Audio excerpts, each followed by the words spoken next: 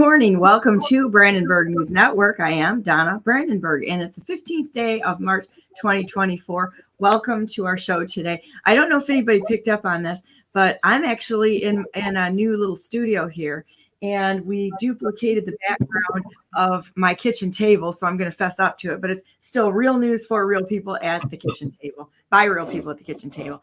And I want to welcome everybody here. So this is kind of fun for me, actually. I think we're going to have a good time in here, at least for Donna Brandenburg, because I have a few less distractions than I had sitting in the middle of the house with people coming and going, people coming to the front door. They're on their own now. If they come into the house, I'm like, I'm out of pocket for them, which is funny.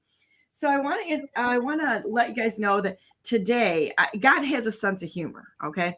He brings people into our lives at times when we need them in just incredible ways. And I got to say, I think I'm God's favorite because he brings me people who are really amazing and realizes that, you know, all of us are like a bunch of little kids trying to make it through life, and I need a lot of help. So the two gentlemen that are on this morning, are very special to me, and I'll tell you why.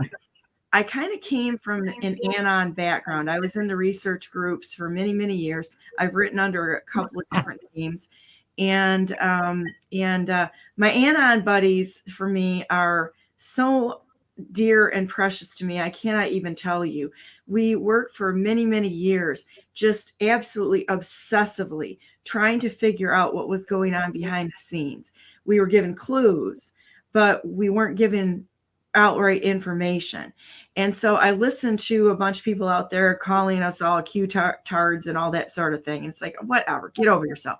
Because we literally look at everything not as something to worship or something to take everything we hear at face value, but to look at it as a clue to move forward and start asking questions, which is why I've always said question everything. And one of the right now, I can tell you right now, Eric Tilton is going to come on next. And I've gotten to know Eric very well because he moved to Grand Rapids.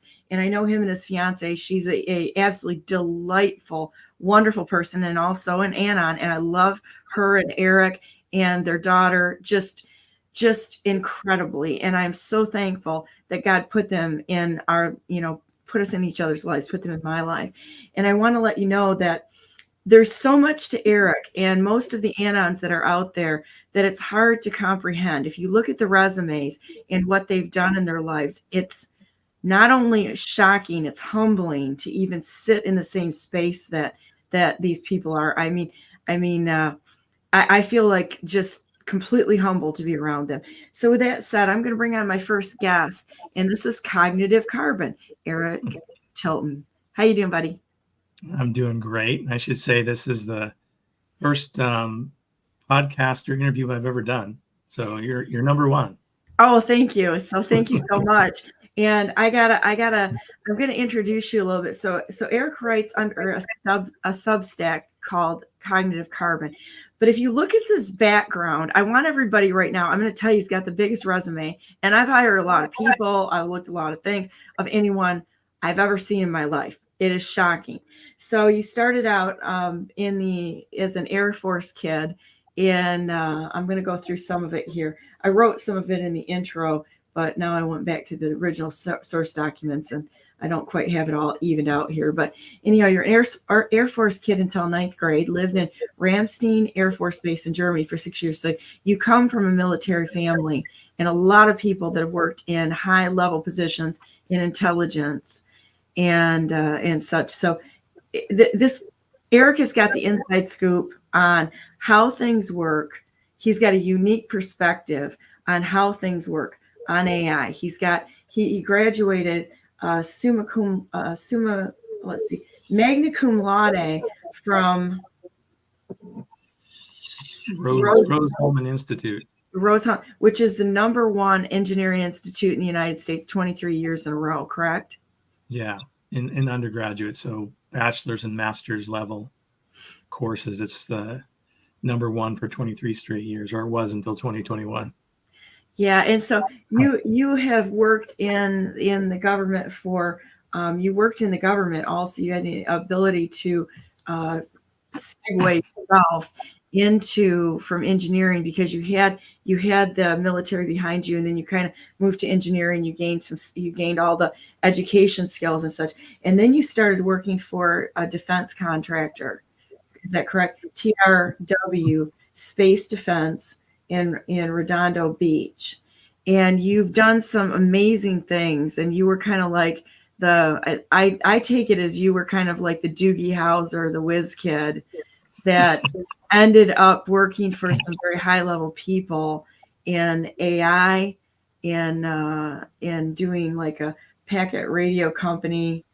I can't even process all of this because I'm looking down the thing. I could read it all, but it is absolutely shocking. You worked for Coyote, or you had a talk about, let's see, we're talking with the weird guys down the hall who were working on in the days of AI, LSP. You were part of all of this. You had you were part of satellite projects, black budget projects, and full color Earth imagery from Coyote Works that we see in our car navigation systems. And is that correct? Did I say that correctly? Yeah, I mean, we can jump in to that part of it and kind of go from there. So my first job out of college was TRW Space and Defense, and when I was growing up, I was just like every kid. I was fascinated by space and rockets and technology like that, and I watched Star Trek religiously as a kid. And so when I started looking for companies to work for, I looked at a variety of industries, but I was attracted to space. I wanted to do something in that realm, or at least I thought I did at the time. And I started doing some interviews, and flew to different places. I went to Texas for one interview, and I think it was February of 1989. I got an interview with this company in Schaumburg, Illinois. They were doing what they called packet radio systems. So they flew me out. They put me in a limousine, and they put me in a fancy hotel, and they did the whole 9 yards. And it was super cold. I mean, it was probably, I don't know, 10 degrees outside the day I was flying up there, and I was in this little bitty unpressurized plane from Terre Haute, Indiana, up to Chicago, and there was no heating in that plane, and I was just freezing my butt off. And it was an hour-long flight. So I get off the plane, and I come walking out into the airport, and there's some guy with a sign up saying, my last name Tilton. And I'd never had that sort of treatment, so I thought, well, that's kind of cool. Got put into a black stretch limo, and went to this company. And so they did the interview, and they really liked me, and they made me a job offer just on the spot. And I said, I have to wait. I like you guys too. This looks like a great opportunity, but I have another interview 2 weeks from now, and I have to go to that one and then sort out, which is the best for me. And that company was Motorola, and the division I was talking to was called the Packet Radio Division, and it became the genesis of the cell phone technology. They were the first company to produce what we now recognize as cell phones. So a couple of weeks later, I get on a plane again from Terre Haute, and this time I'm headed to the West Coast. And it was bitterly cold in Terre Haute, and I get to Los Angeles. It's 75 degrees. It's sunny. And I got there on a Saturday, so I had a couple of days before the interview. So I was in a rental car, and I went up and down the beach. I'd never been there. Went up to Hollywood and, did all the touristy sorts of things. And had my interview at TRW that next Monday. They made me a job offer too, and I'm like, okay, it's 75. There's babes in bikinis on the beach, and there's volleyball, and I mean the choice was pretty easy. It's a space company, so I made a decision to go with TRW. I got assigned to a division called the Coyote Works, which was a research group. And at the time I was there, TRW was a huge conglomerate. It had 28,000 people or so, and it had an automotive division, and it had a space division, and it had a, defense division. They did chip design for secret projects. I was in a group that worked on a NASA project. It was a, public sector kind of project. And I got put into a group with about, 15 or 20 Caltech whiz kids. They were masters and PhD holders from Caltech. And I was one of the non-Caltech people, and I kind of always felt out of place there because they were all much smarter than I was. But we worked on satellite tech. I kind of doubt that, really. But they were really smart. And it was a privilege to work there. I mean, I really loved those guys, and I had relationships with them probably for 15 years after that job. But we worked on Earth observing satellites. So what you see today when you go use Google Earth, or you use maps in your car, and you see those full color satellite images, back in 1989 there was no such thing. If you were a research scientist, let's say, and you wanted to see a 10 square mile plot of land, for agricultural studies, you could request those photographic plates, and it would take weeks, and it would cost you thousands of dollars to get, one of these images to work with. But there really wasn't an internet. There was something there that functioned sort of like the internet, but today's internet wasn't around. And so the problem we were helping NASA solve was, how do we get these full color images from the satellites into the hands of people who wanted to use them? And so we started building some receiver technologies and what's called downlink technology to take those images, process them, put them on tape, for retrieval, put them onto the internet, and then send them to universities.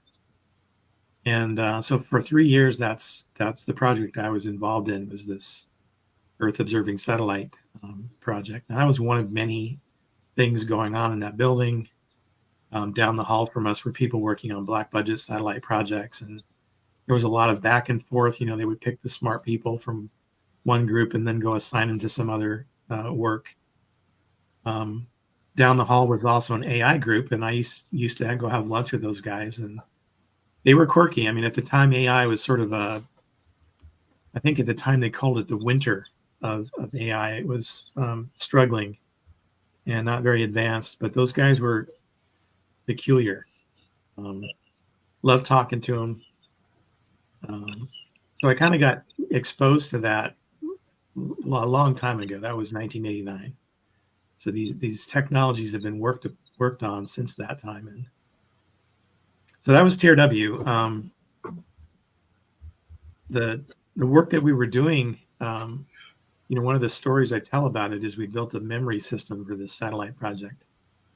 And it was a 1 gigabyte memory. And today, first of all, most people know what a gig is. And back then, nobody did. If you said the word gigabyte in a polite company, people would look at you funny, like, what word did you just say, right? And you had to explain what year was that? 1989. 89. I can tell you that a year or two after that, I bought an 80 megabyte hard drive Macintosh. And man, I thought it was hot stuff with that 80 mega hard drive then. And that was one of the biggest ones that you could buy at that time when I bought it. And Yep. People can laugh about it, but I actually spent about $11,000 on the computer, a laser printer, laser scanner, that sort of thing at the time. It was expensive for 80 megabytes. Think about that, everybody, how far we've come. A gig now is nothing. When you get into terabytes and such, it's crazy. But back in those days, a gigabyte memory was the size of a suitcase. It was huge. It was huge. It had a giant cooling system. It took a team of engineers 18 months to design, build it, test it, assemble it. I think my boss told me at the time it was like $1 million in parts and labor. Wow. To create that. And it was a prototype. I mean, its sole purpose was to facilitate this satellite system. But it was the first of its kind. It was the first, was called an 8-ported memory, which means there could be 8 things talking to the memory at the same time. So an 8-way 1 gigabyte memory for $1 million. And now you can get a gigabyte size of your fingernail. Everybody's walking around with cell phones that have 128 or 256 gigs, and we don't even think about it anymore. Well, and I think I don't know if you want to go into this any further, or if you want to start going into the things on, say, the things you've written in your Substack, such as the leaks, the COVID leaks, the Wuhan leaks, that sort of thing, as well as some of the AI stuff that's gone on. And I kind of wanted to go there first, honestly, to let everybody out there know this is a smart guy. He's connected. He's done a lot of stuff. And he's also one of the guys whose independent research led to the conviction of Eugene Yu and Konnech. Yeah. So it's super sleuth here. I was an anon of sorts, since the beginning of the Q thing in 2017. I came across that within weeks of when it came out, and I instantly kind of knew what it was and what the likely background of it was and why it was targeting the people it was targeting, why it appeared on the boards where it did. It made sense to me. I knew exactly what the intention was. So I got connected to several people during that time. I had a Twitter handle different than Cognitive Carbon. I had a Twitter handle with my company, ET, at MJT Tech. And I got to know Brian Cates, among others, pretty well. And I love Brian. He's such a great guy. Smart. He's a great guy. Wonderful man. He's we like to say we like his fiery side when he gets fired up about topics. We like the fiery Cates. But so I used to chat with him almost every day in a little group of people, and he told me that he was going to go to this cyber summit in Sioux City in 2021. And I have a pretty extensive background in networking, among other things, and I've done a lot of packet capture work with all the different platforms. If people know about packet capture, they know there's like 4 or 5 tools that are pretty popular. I've used them all. And so, as we were talking about this event and what Lindell City had, I thought, well, I better teach Brian the basics so he has some fundamental understanding of what's going on. And, if they have what they say they have, what does it look like? How do I know it's real? What questions should I ask to validate it? So I spent about 3 months kind of coaching him and telling him, okay, this is how it works. This is what's likely. This is what's plausible. This is what's not plausible. And so when he went to the event, he was armed, with a basic technical understanding of what was going on. And then that kind of freed him up to pay attention to the people, which is, his skill is like looking at the people and the players and listening to the conversations and trying to piece together what it was all about. But that's how that began. That led to me going to the pit in August of 2022 in Arizona with a bunch of other anons. I kind of got to know Greg Phillips before that on True Social. I was one of the, first 100 people on True Social when it came out. The anons kind of had an in at that time to, get our account set up. And so I was one of the early people on the platform. And I had written a tweet thread back in December of 21 about Seth Rich. And the reason I did it is I came across a New York Times article, and it was talking about geolocation data. And they were making a big deal about this data set that somebody had given them. And they didn't say who it was. I don't think they knew who it was, but it had cell phone ping data in it from somewhere. And it covered the New York City area, it covered Washington, D.C., it covered Mar-a-Lago. And so they were trying to use it to smear Trump. Look at all this stuff we have, and we can see these important people. And look, here's this, set of pings from Fifth Avenue. And so they were trying to dirty up Trump with this data set. They didn't have anything in that regard, but they thought they did. And so I read their article, and I was kind of looking at the dates involved in the places, and I thought, wait a minute, you guys have cell phone data for what they claimed was like 1 million cell phones. and it covered Washington, D.C. in a particular time period of interest. And so I looked at the dates and I overlaid this map and I said, you know what? You guys have a data set that covers where Seth Rich was murdered in Washington, D.C. during that summer of 2016. And so I tweeted about that. I said, you know, they might be sitting on proof who was nearby, or who knew what, you know, because they presumably had cell phone pings from that area. At least they could see who was near, right? They might have even been able to track who was directly next to Seth Rich at that time and place. So I wrote about that and I put it on thread on Twitter. And then when my account got nuked in January of 2021, I put it on Substack later on. And then it got the attention of Greg Phillips because he saw that I post about that and we kind of got into a conversation. 2000 Mules obviously is about geolocation data of cell phones. And so we kind of had this common interest and discussion thread, and we started talking offline, and that also connected me to the pit. So the purpose for the pit was that True to Vote, Catherine Engelbrecht, who I had a friend, another friend on Twitter who was good friends with Catherine. The purpose was that they came across a trove of data, and they got entangled with the FBI because they had this data, and they were soliciting help from anons, both to analyze what was in the data, but also to provide a bulwark against these accusations that they were somehow doing something nefarious with this data. So the FBI started going after them. They started going after Greg and Catherine, and all they were trying to do basically was present this data to the FBI and say, look, this is a problem. The data set that they found, not Greg and Catherine personally, but the people that were working with them, they found data from 1.8 million U.S. poll workers that had been collected from some kind of software platform. At the time, they weren't sure where. And it was on a server in China. So what came to be known about this is that the company who had collected that data of poll workers was Konnech.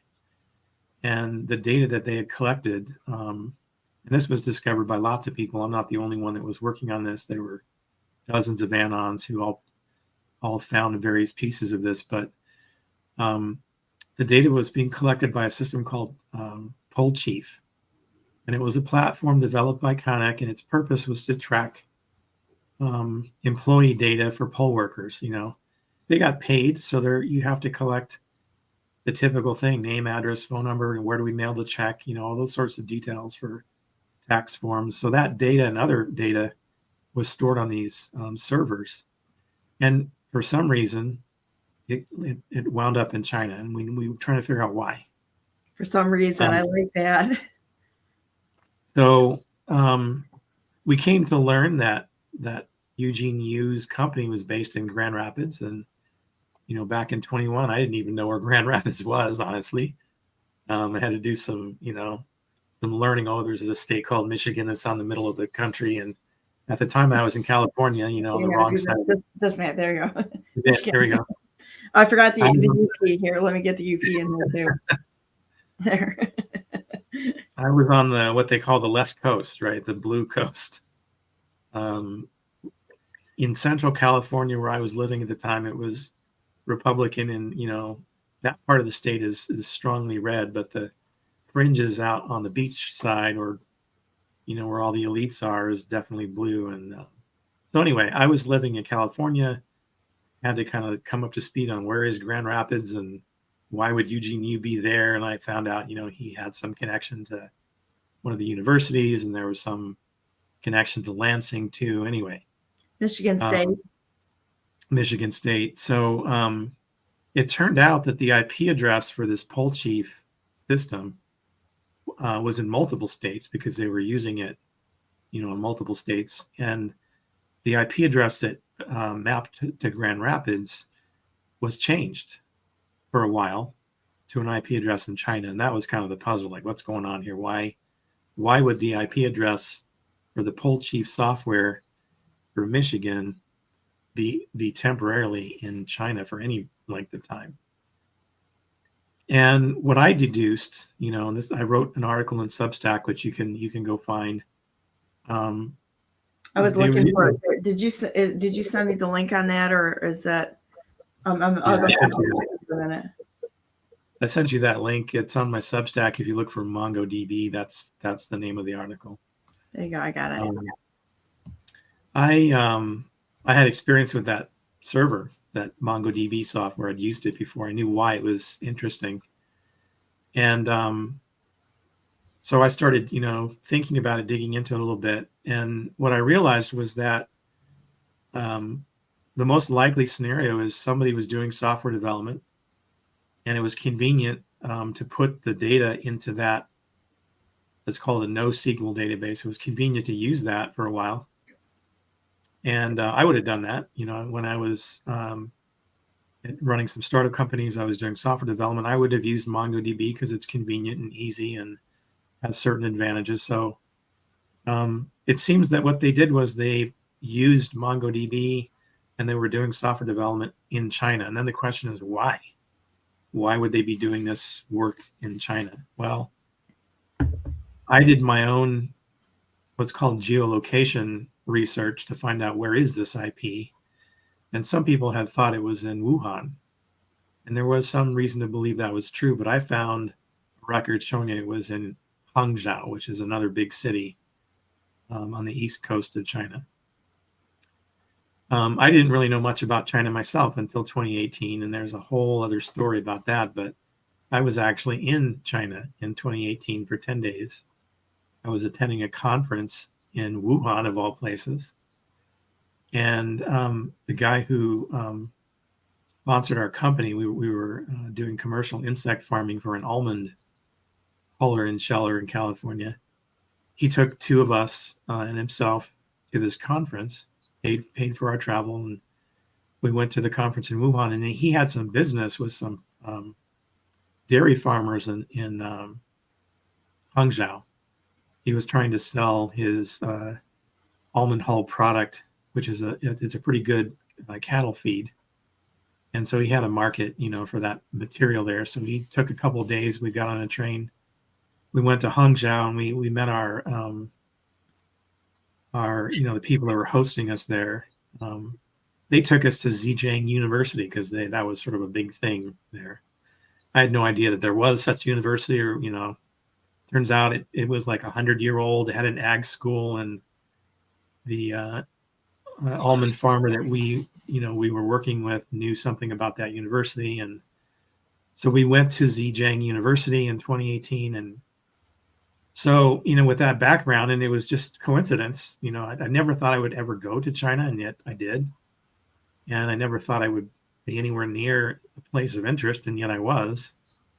And when I saw that pin on the geolocation map for the IP address, I thought, wait a minute, I've been there. That's Zhejiang University. And then pieces kind of fell into place. I realized that Eugene Yu had gone to Zhejiang for his undergraduate degree. And he probably had friends in computer science, and he probably thought, well, I can get this work done cheaply if I use these college students to help do whatever they were doing. So they set up some kind of consulting or contract thing where they were doing code development in China on this poll chief software. That was my guess, right? Turns out after the trial and all the evidence came out, that was the correct guess. That was what was happening. So they had this data on a server. They shouldn't have had it on the server in China, but they did. And they had people who didn't know what they were doing or did know what they were doing, and they left it in an unsecured state. Big mistake. People like me who knew, how to secure IT systems instantly saw that and we said, whoa, wait a minute. They didn't do anything to secure it. The basic stuff. People will make a counterpoint to say, well, MongoDB has a default password. Sure it does. It's password, right? Anybody knows that. And so they left it pretty much open, and that data, because it was accessible on the internet in China, because the Chinese law was the property of the CCP. Anything that's on their internet or touches their internet belongs to them. All the companies, I mean, everything. They claim ownership of everything in China. Right. And I'm a little more cynical than you are on this, because I think they knew exactly what they were doing, because, all you have to do is look at all the connections with Biden, with Hunter, with, with so many people in the high levels of our government, to look at that and say, these people are all in bed together. Yeah, it's quite plausible that one of the people working on that team at Zhejiang University purposefully did that, knowing the way the laws are in China, knowing, if we minimally secure this thing, then we can exfiltrate the data and then use it. Or maybe was told to do it, Or was told to do it. Absolutely. It's hard to tell, because, I've seen testimony from doctors who actually were told to remove a kidney from somebody, and they were taken there, and the CCP told them what to do, and he heard the gunshot go off, and was coerced into removing the organs while the person was still halfway alive. And so we're talking high level criminal behavior happening in the highest levels of the governments across the globe. We're not talking, we have no quarrel with the Chinese people, but it's the governments that are working together. I heard something recently, and I think I have to give it some credibility or think about it, that actually Kissinger was behind setting up the CCP, or one of the guys. Plausible. Yeah. What's that? It's very plausible. I think so too. And then, I hate to say it, but come into Grand Rapids and go to the Ford Museum and look at their little tribute to Henry Kissinger, who was really behind what was going on with Ford, Nixon, and some of the other people. I mean, there's and then track back Kissinger's history, and you're going to find some really dark, horrible things that we're going to have to face as a nation.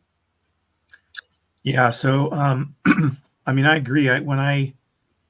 When I traveled there, I spent 6 or 7 days in Wuhan and 3 or 4 days in Hangzhou, and we met dairy farmers. We met people who were working on feed additives for cattle, and one of those guys, he was our host. When we were driving to the place we were going to go meet, and I'm not going to say this guy's name because I don't want to get him in trouble, but he said, I like Trump. There are people in China who they're as disgusted with the regime, the CCP, just as much as we are with the Biden regime, which one can argue is an offshoot of the CCP. One and the same, I think. It's like they're all working together.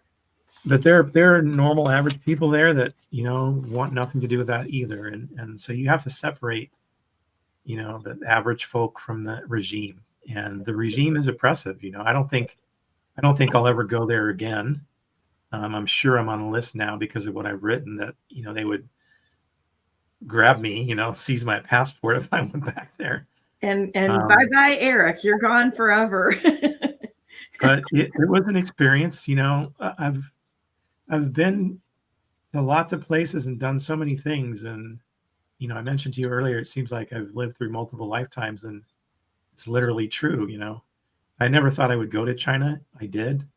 I got to experience some of the good things about it, and I got to see some of the bad things about it. And interestingly enough, that experience in 2018 not only kind of prepped me for this thing with the pit, and Eugene Yu, and I'm proud to have helped in a very small way. There were lots of people working on that, but I'm proud to have helped in some small way to get him arrested and get him, prosecuted. What happened since that time, I'm dissatisfied with. Greg Phillips and Catherine went to jail to protect the source, and that thing is still not resolved. But I was proud to be part of that. That was a meaningful thing to have done. And if my analysis and writing helped the legal team a little bit, then not proud of that. But that experience in China, besides helping me with that, also prepped me for what happened in 2020. I was instantly aware from February of 2020 onward what was really going on. This lab leak, which was dismissed initially and now is accepted, I knew for a fact that that's what happened. I knew for a fact that this wet food market, the seafood market, was bullshit cover story. I actually went by that Wuhan Institute of Virology completely unknowing what it was or why it was there. But, so kind of what captured my attention, and I wrote other articles about this on my Substack, and I was a contributor to an article written by Tracy Beans in 2020 about CDC data, which I'll talk about in just a little bit. But I love Tracy Beans. I think she has done so much for this nation, and she's really had some tough hits her and her family have with the fire and that sort of thing. But I love Tracy. She's another very reliable source that everybody can listen to, in my opinion. Yeah, she was one of the people I was in this group with Brian Cates, and she pinged me in early 2020, and she says, I know you're a data number crunching kind of guy, and she says, don't give me a hard time about this, but I need you to go to the CDC website and see if you can find something. And I was kind of a little bit flippant, at first, and she was sort of offended, that I didn't take it as seriously as she wanted me to. And I said, I'm sorry, I didn't mean it that way. I'm a nerd. I said, of course I'm going to go do that. So just give me a couple of days. I'll go to the website, I'll go download the data, and I'll do the analysis that you want. And if I find something, I'll share it with you right away. So I did.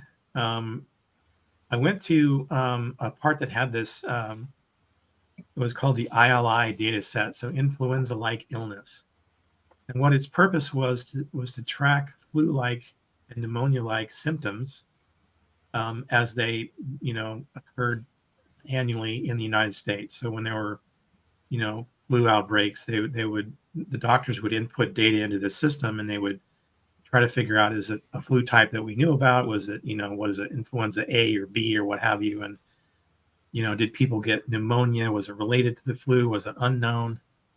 So the purpose of this thing was kind of to spot unknown outbreaks of what they call influenza-like illness, things that looked like flu but weren't known, right? That was what this database was supposed to be. So I went and I grabbed 5 years worth of data for all 50 states. And I started looking at the patterns. I wanted to see what it looked like, 5 years ago and 3 years before 2020 and that sort of thing. And lo and behold, I found a signal. I found incidences of unknown influenza-like illness being reported in November of 2019 across the United States in certain interesting places. And Tracy already had an intuition that was going to be found, and it was. Her intuition was that we should look at New Orleans, and there was a signal there. I found some interesting signals in Washington State, Oregon, Washington, Maryland, New York City, obviously. And so I started putting together a little pattern. And what I discovered was that there appeared to be, in November of 2019, an unknown flu-like illness that showed up in the area around Tacoma, Washington International Airport.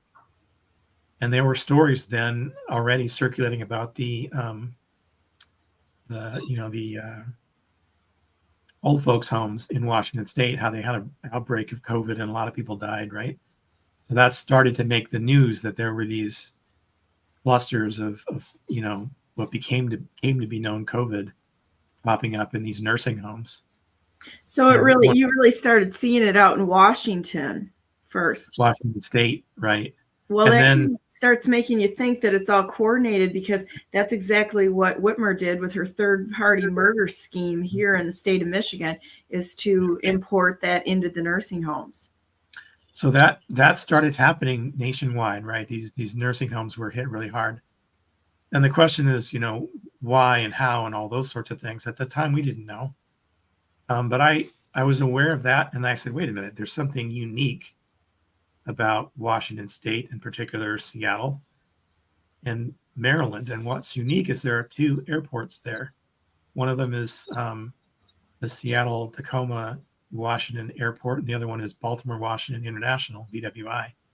Why are those airports interesting? Because the military uses those airports for charter flights to Asia and to Europe. So if you're a military person and you're traveling either with your family or, on military business, you might catch a charter plane out of Baltimore going to Heathrow in England, or Frankfurt in Germany, or, those places. Or if you're headed to Asia, you might take a charter plane out of Tacoma, Washington to, destinations in Asia. So that was interesting. And then the piece finally fell into place. And I didn't know this until somebody drew my attention to it.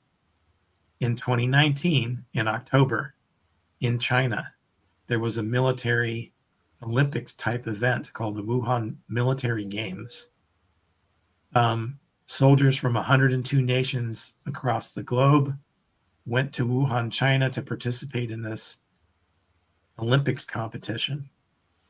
October of 2019 in Wuhan. Wow. And where did they go after that? In November of 2019. They went back home through Washington Tacoma International Airport, and then to BWI, Baltimore Washington International, back to their bases in Europe, back to Heathrow in England. And they were the vector. They were carrying whatever this thing was from Wuhan in November of 2019 back to the US and back to England. So what did we see besides the United States? We saw outbreaks of unexplained flu-like illness in England. Where? Around Heathrow. Right? There were news articles about, this weird flu that people were coming down with, and it was really hitting people hard, and nobody knew what it was. It wasn't a known type, right? November of 2019 in Heathrow. So to me, those were the tells, right? That something was carried back to the United States, and it originated in Wuhan. And that was the beginning of the research for me. I went really deep after that. Having spotted the signal, there were some other anomalies, which there is a Substack post I talk about. One of my theories, there was something interesting about Florida. There was no data in that database for Florida for 5 years. Did you send me a link on that one? What's that? Did you send me a link on that one? I didn't. Okay. I don't remember the title of that one, but it was, this part of it is tucked to the end of the article. I think it has to do with surveillance state. The title is something about the surveillance state. Keep going. I'm running like 4 screens, so I'm going back and forth a little bit to make sure that if there's something that needs to be shown, I can put it up there. I have a follow-up article for Substack that I'm still working on. It will go deeper into this whole theory I have about what this might be, but I did write about it in brief in that article about the surveillance state. But sometime in the middle of 2020, someone with knowledge posted links to articles on Reddit. And some of you may know what Reddit is. It's a message board place. It's mostly a sewer pit. There's a lot of garbage that goes on there, but once in a while there are needles buried in haystacks. Well, it's like the Chans. It's like 4chan, 8chan, 8kun. You can go in there and it's like a squid with unending tentacles going in every different direction. And you're gonna see anything and everything on there because it's no censorship. So Exactly. you have to be prepared when you enter those realms to be prepared. You're not going into a church. Let's just put it that way. And right. But Now, there's so much good information you can find. Yeah, Reddit of 2020 is much different than Reddit 2024. It is now a censorship place, just like all the other platforms. So I doubt information like this would be as easy to find now as it was back then. But anyway, somebody posted a link, and you can treat all these posts with skepticism, but when they give you source information, look at the source, right? I didn't want to hear what somebody had to say about this thing. I wanted to go see the thing. And what they posted were 2 links. One was to GenBank, which is a database of DNA sequences. Now, why is that interesting to me? I was part of the Human Genome Sequencing Project in 1999. I worked on a supercomputer that was used to sequence the first human genome. I was immersed in GenBank. I knew all about that field, right? I knew what it was for. So that caught my interest. What this article was about was the sequence of a coronavirus that was published and some experiments that were done. And the experiment was back in, I believe, 2007. And what they were doing was purposefully modifying a coronavirus variant to make it more infective for human lung tissue, right? They were trying to find why it wasn't good at infecting lung tissue, and it had to do with something called an ACE2 receptor. And this paper was studying, what changes could be made to this coronavirus to make it more effective at attaching to human lung tissue. 2007. And the title was Chimeric Viruses. So they took viruses from 2 different organisms and patched them together to make something that had a property that they wanted. What? They were experimenting on coronaviruses in 2007 to make them more infective? There's your gain of function right there. That's exactly what it was. I didn't know that at the time, but that's exactly what it was. And those were the people, right? So early 2020, somebody already knew about that. And they chose Reddit as the platform to start spreading this information, right? And there's another one of those unsung heroes that went ahead and put something out there that we'll probably never know who it is. Exactly. And there's a lot of good people working behind the scenes. They don't want credit. They just put their heads down and they just work as Americans. And every single one of us should be doing this. Yep, exactly. Mm-hmm. So the other links took me in other directions. One of them took me to an article, I think it was written in the Epoch Times, about China's military strategy. And one of the kind of excerpts that I saw and I was writing about and tweeting about this was that I think it was, Mao Zedong, who, he was the head of the CCP at the time. They realized that they couldn't defeat the United States through conventional methods. They weren't going to build aircraft carriers and tanks and standing armies quickly enough and of sufficient size to win that way. They had to win through other ways. And one of the methods that they mentioned in their own writings, the CCP's own writings, is biological warfare, right? They discussed using that as a method to defeat their enemies. So here you have a source document from the CCP saying, this is a method we could use. And then you find evidence that they were doing this work at the Wuhan Institute of Virology. Now, it was I think it was what do you call it, a dual use lab, right? There was a public facing side of it that appeared to be doing, public sector research on viruses, but there was also the guys in the back of the lab in the other part of the building who were CCP, who were Red Army, who were taking that knowledge and what was discovered and exploiting it for other purposes. That's what I think happened in Wuhan. And I think the evidence now shows that. And I credit people like Dr. David Martin, who's much more knowledgeable about all of this than I can ever hope to be.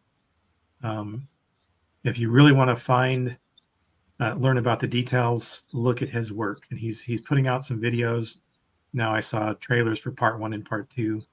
That's the guy who has the information. He's testified, before the committees in Europe. He's the expert, and he sees the signal too, right? He knows that there was a biowarfare angle to this that explains all of this.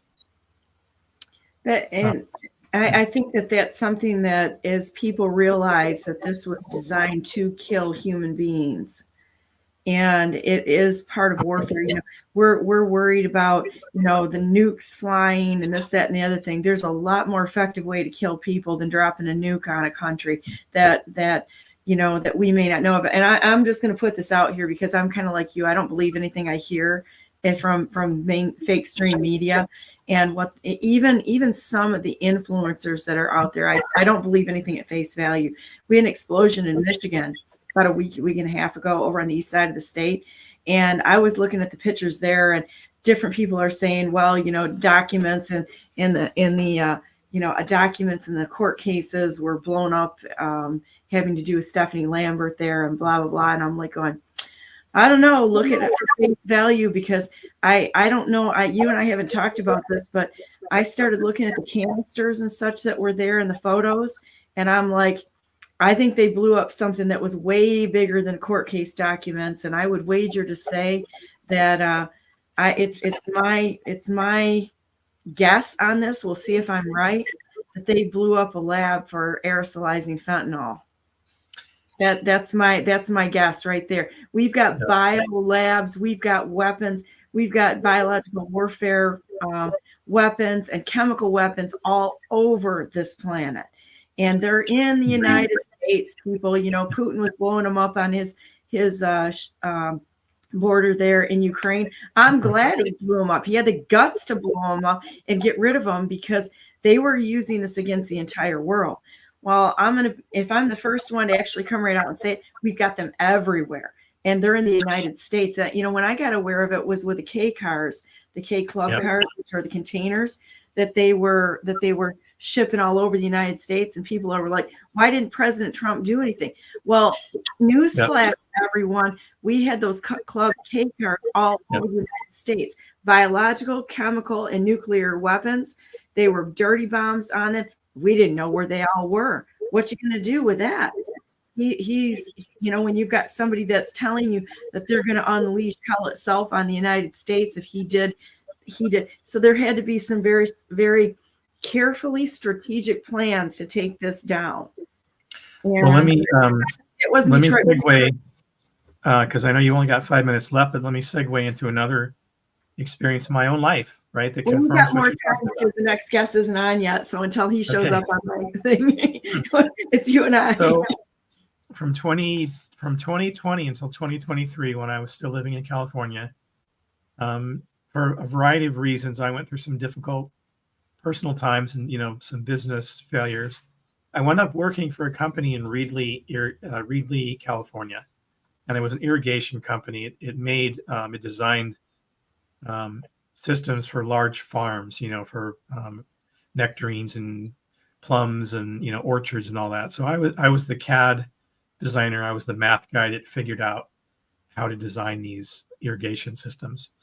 So I spent 3 years working kind of alone in this little office in a little town nobody ever heard of called Reedley, California. It's near Fresno.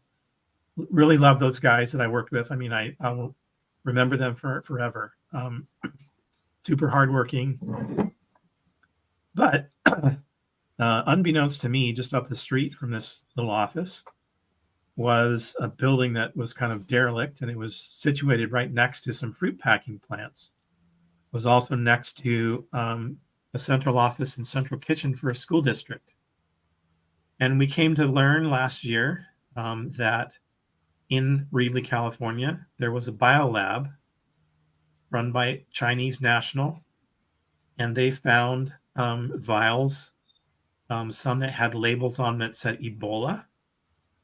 They had mice that were being used to experiment on that had COVID, had coronavirus. The surface story was that they were developing, tests for coronavirus, and that's what was going on in this facility, but it was unlicensed. It was unknown that it was there. And that lab, right, should have been investigated, and the CDC quietly closed the books and did nothing about it. I worked next to that facility. I could have walked there for 3 years. I was that close to that facility. I had a coworker in 2021 who died, and it was a combination of things. He got COVID, but he also got the shot while he was sick. And it used to be that people knew you don't give vaccines. And I don't use that word for coronavirus. I use injectable because it wasn't a vaccine in any traditional sense. You don't give those shots to people who are presenting symptoms, right? That was well understood for decades. And yet this old man He was very healthy. He was 70. He was a hard worker. He got sick.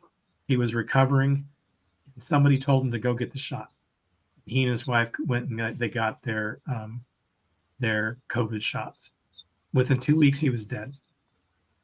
And I can't help but think that the reason he got sick, he got a pretty harsh version of this, was because of that lab just up the street.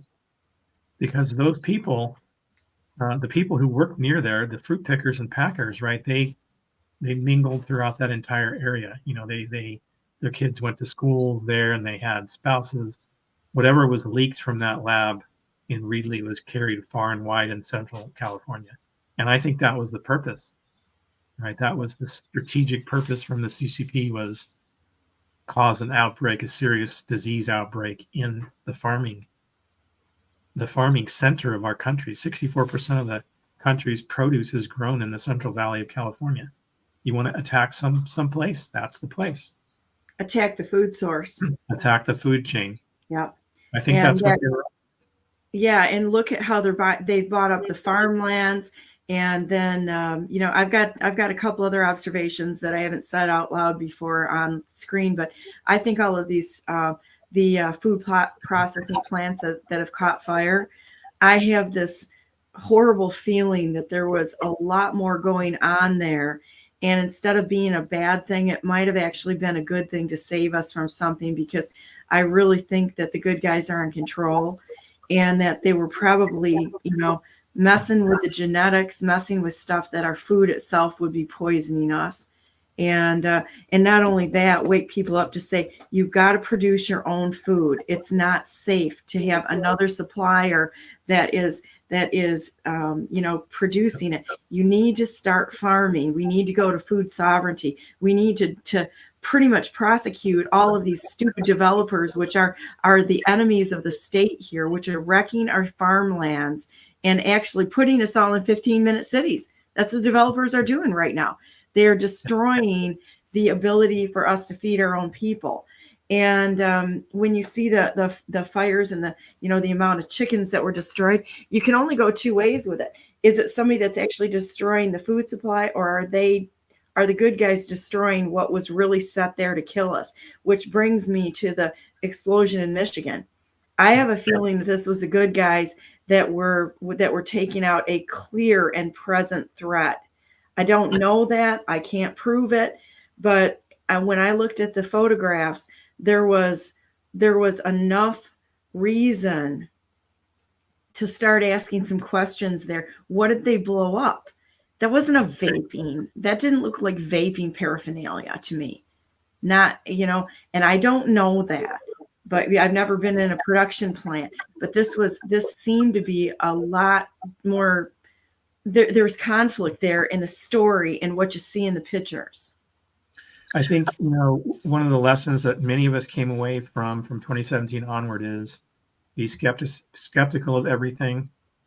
Don't take things at face value, dig deeper. People are doing our own research, but you have to. You cannot trust the conventional voices out there that are telling you narratives that are either false or cover up something, right? Very critical that we do that. And there's lots more on that sort of general topic on my Substack. If you haven't seen the piece I wrote about Alfred Chirones, please do. I want to honor him.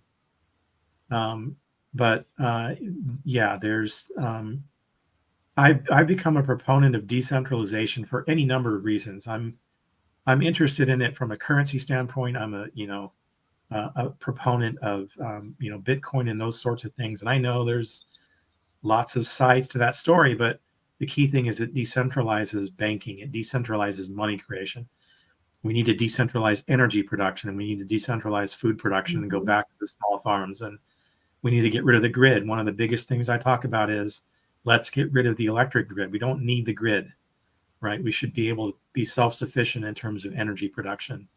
And there are things happening that will lead us in that direction. But to survive as a country and as a species, we have to decentralize. We cannot let these choke points continue. And that's what they are. They're choke points. And we've seen how they can be exploited against us since 2020, right? Yes. They tried to use that feature and it didn't work, but they tried. So Yeah, it's really disturbing. And then when you look at the green energy nonsense in the EV industry, where like Granholm made $1.6 million off a stock trade, their insider trading like crazy, and self-enrichment is going on in ways yeah. that this country has never seen. And it's because they've got those choke points on us. And one thing that I'm very interested in is the power grid that they have put together. Well, if it crashes, I'm going to tell you what, I've been praying that this thing will crash. The power grid, the communications grid, everything, to get things back under control. It needs to happen, because this country has never restarted our power grid from a black start. We have the entire country dependent on their beast system, which I think is biblical. It really is. People are like, oh, wait till we get to the beast system. Honey, we're there. We're already there. We are part of the beast system right now. And I believe that things could get much worse, for sure. And I think it's going to. But everyone is so dependent on this beast system, being fed by the beast, being powered by the beast, communications. We work by the beast. We've been choked off with our skill sets by the beast system. We need to have the courage to face this and say, not today, Satan. We are not going to do this anymore. And truly have faith in God that if this thing goes down, it's going to be the best thing that ever happened to this nation in this world, because it's not going to hurt us as bad as it's going to hurt them.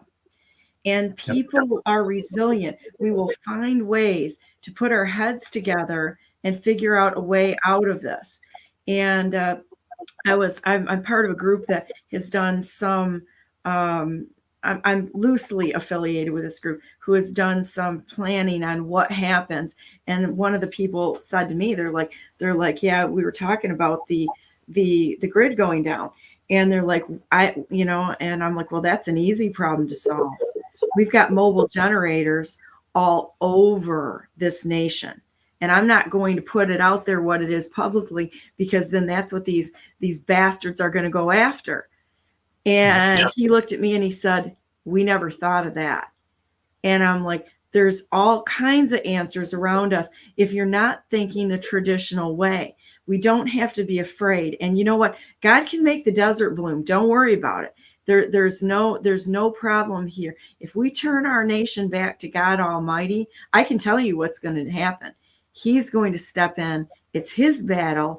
It's his glory. Instead of us focusing on ourselves and how great we are and what we can do and this, that, and the other thing. It's just like, all right, Papa, don't know exactly what to do next. And he'll be like, he'll smile at you and he'll chip you the answer right there when you need it. And I think that goes with, don't worry about tomorrow. We've got enough problems with today. And today has the problems of its own. And Jonathan's not on yet, so I'm not sure if he's going to be able to come on this morning. We'll see.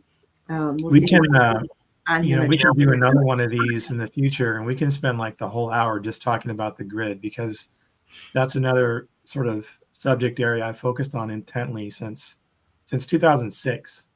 I think my own personal kind of awakening began in 2006. Before that time, I was an engineer. I was super busy at work. I didn't pay attention to politics. I didn't watch the TV news. I kind of didn't care what was going on in the world. I was like nose to the grindstone, focused on my projects. And then in 2006, I started seeing the cracks in the system appear, and particularly in the real estate market in California at the time. And, I'm a numbers guy. And once I kind of woke up and I was like, wait a minute, this does not make any sense. I started seeing lots of things unravel, and I started studying energy, and that interest led me in a direction with a friend I now call a guy I now call a friend, Dr. Randall Mills in Princeton, who might have an answer to this decentralized energy thing. We'll see. But all that began in 2006, and I'll tell you what it was with the real estate situation. In the town we were in, In 2005, 2006, the real estate market was super hot. We lived in a sort of a new development. We had a little house in a little neighborhood, and the builder was still adding to it. And every week, the sales office would have, a new tract opening up, and so people would line up to be the next in line to buy a house because they knew it was going to shoot up in value, so that they wanted to be first in line Saturday morning to grab one of these properties, right? So there was a time 3 or 4 months long where every Friday night when I came home from work, there were people camped on the sidewalks, sometimes from Thursday night onward, to be first in line at the sales office on Saturday morning. I mean, think how insane that is, right? You're sitting in a tent on a sidewalk waiting to put your name on a list to buy a house. It's that hot. So prices in my neighborhood shot through the roof multiple times. And a few years in, after we bought in 2002, I looked at the price increase and I thought, okay, it's 22% per year annual price increase. All right. If that continues every year, what will my little shack be worth in 30 years when my mortgage comes due? And the answer was, a house I bought for $190,000 would be worth $78 million at that rate of price increase. So I asked my friends and neighbors, do you think that makes any sense? Do you think that little 3-bedroom house is worth $78 million? Nonsense. It can't continue. It can't. And look at that. We've been focusing on the real estate market in China, but what people don't understand is that the United States right now, I hate to tell you, this is worse. And we had the big, the real estate crash with Fannie Mae and Freddie Mac in 2008, and watch what was happening there. But I here's another Donna Brandenburg observation here. Whether I'm right or wrong, the future will prove it out. I think what we haven't seen since '76 was deflation. We've only seen inflation because they're manipulating the markets.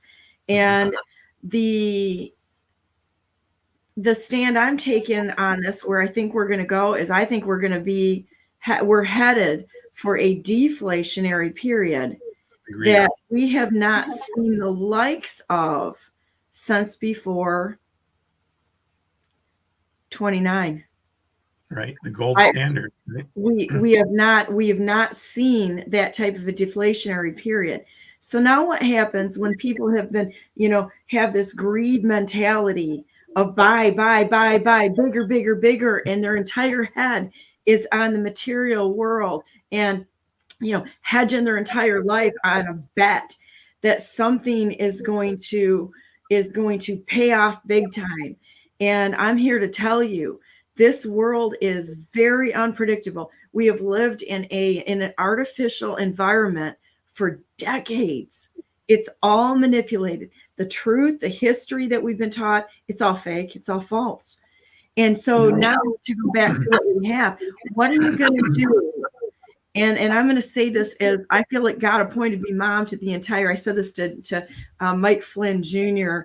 When I met him a while back, and I said, some people have gotten off early. I said, my problem is God appointed me mom to the entire damn planet because I actually care, right? But what are you going to do? Here's some mom advice, grandma advice. I'm 60 years old.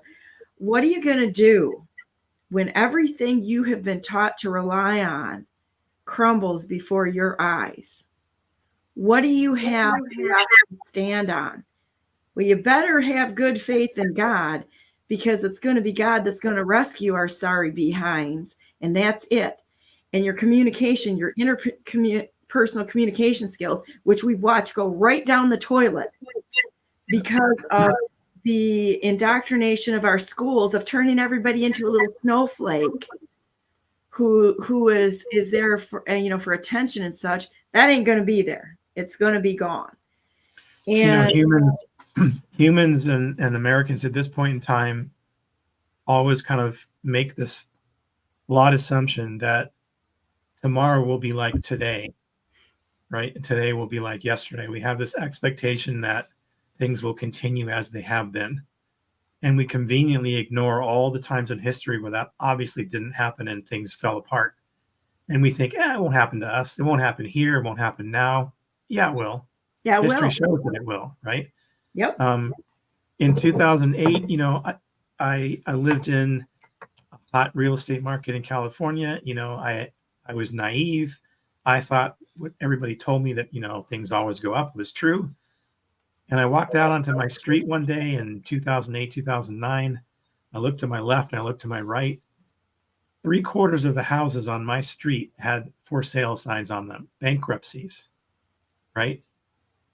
People were doing what they called at the time jingle mail. What jingle mail meant was you couldn't afford to pay your mortgage anymore, so you put your keys in an envelope and you mailed them back to the bank, right?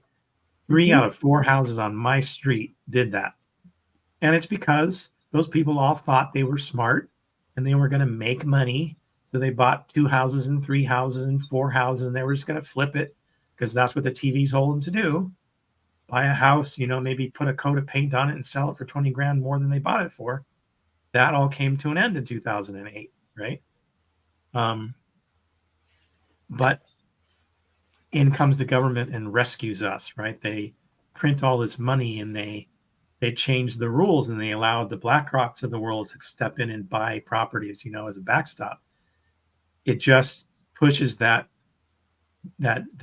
cliff date a little further in the future, but it's still there. And the cliff has gotten higher.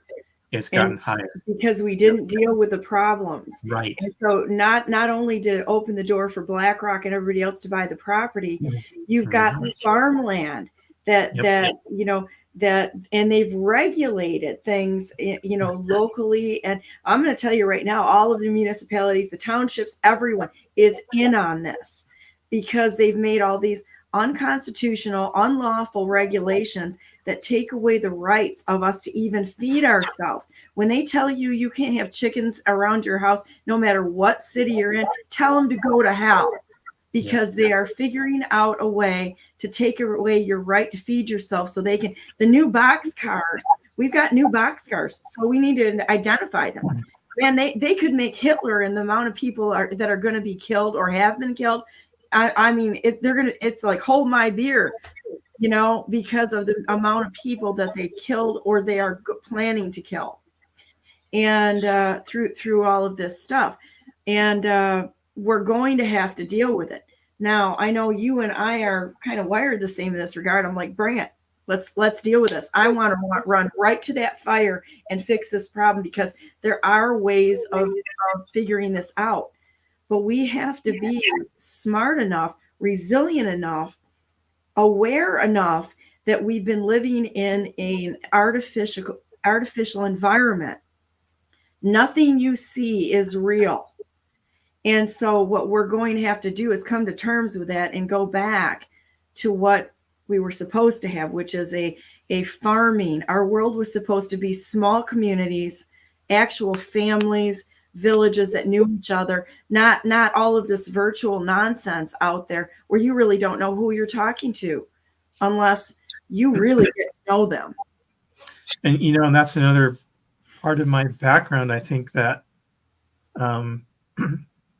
connects into all of this. It was an act of God that put me there. But in 2019, I lost my house, and I wound up living on a farm.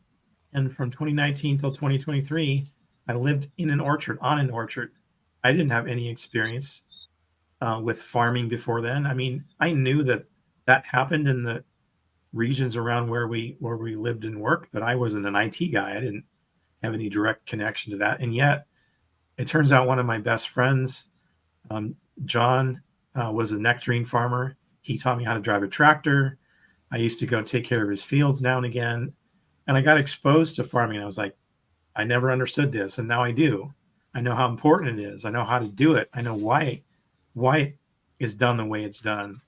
And then I spent 3 years living in a little cottage on an orchard, a nectarine orchard, an organic nectarine orchard, right? I got to see how things should be. The guy who grew fruit in that area he has a podcast. He's a big guy in organics, and he would plant weeds purposefully in his orchards of different varieties because they attracted the right kind of insects and they enriched the soil, and I got exposure to that. And then I worked in the ag industry for 3 years, and I helped grow. I think I worked on 8,000 acres in those 3 years, massive field. And I realized how important growing food is. I got to warn you, one of our big clients at that company filed for bankruptcy a couple months ago, and they make citrus, nectarines, grapes, all those kinds of foods, right? One of the biggest growers in Central California is bankrupt. Is that the ones that own the water supply there? Because there's two people. That's a different company. I can tell you lots of stories about them. I know those people too, but this particular company employed 8,000 people in Reedley, in Fresno, in the Kingsburg area. 8,000 workers are out of a job, and tens of thousands, hundreds of thousands of acres will not be farmed this year. So when you go to the store in the summer and you expect to buy fresh peaches and nectarines and plums like you did last year, you're not going to get them because the company that grew those things is bankrupt. So when I hear that, so I got to tell you, because I'm always working on solutions to problems. And one of the solutions that I'm working on right now, just for everybody, don't feel like depressed about this. This is information we need just to address a problem. And so one of the things that I'm actively pursuing right now is we have something called the Michigan Pawpaw, which they basically, it used to be all over the place, right? And there's different varieties of it. There's many different varieties. I've been watching. I've been looking into the different taste tests of the different varieties and what you have, but there is a Native American pawpaw or Michigan pawpaw that we've had, that doesn't need to be really watered because it's got a long taproot. And I've been actively working on investigating that because we need to find solutions and bring the solutions home. And so it's not something to fear. Change is something never to fear. Never, ever fear change. It's going to happen. You're not going to control it. And, the illusion that we control anything comes from really a lack of faith in God. We do not control anything. We just, you take what comes at you that day and you make a plan, start thinking, get around people that are smarter than you. Don't feel threatened by that. Embrace it, give people, and then let them have their seat of being smart people. Don't try to compete with them. Build them up and help them to run with the things that they have, and then help them fall in behind them. Learn to follow. A good leader has to be a follower, somebody who can follow and get out of the way. And the goal we have is to increase the people around us who are competent, who can work, where we just kind of go back as like a trapdoor spider, go back into our space and do our things and let the world run with God in control, not us. Yeah.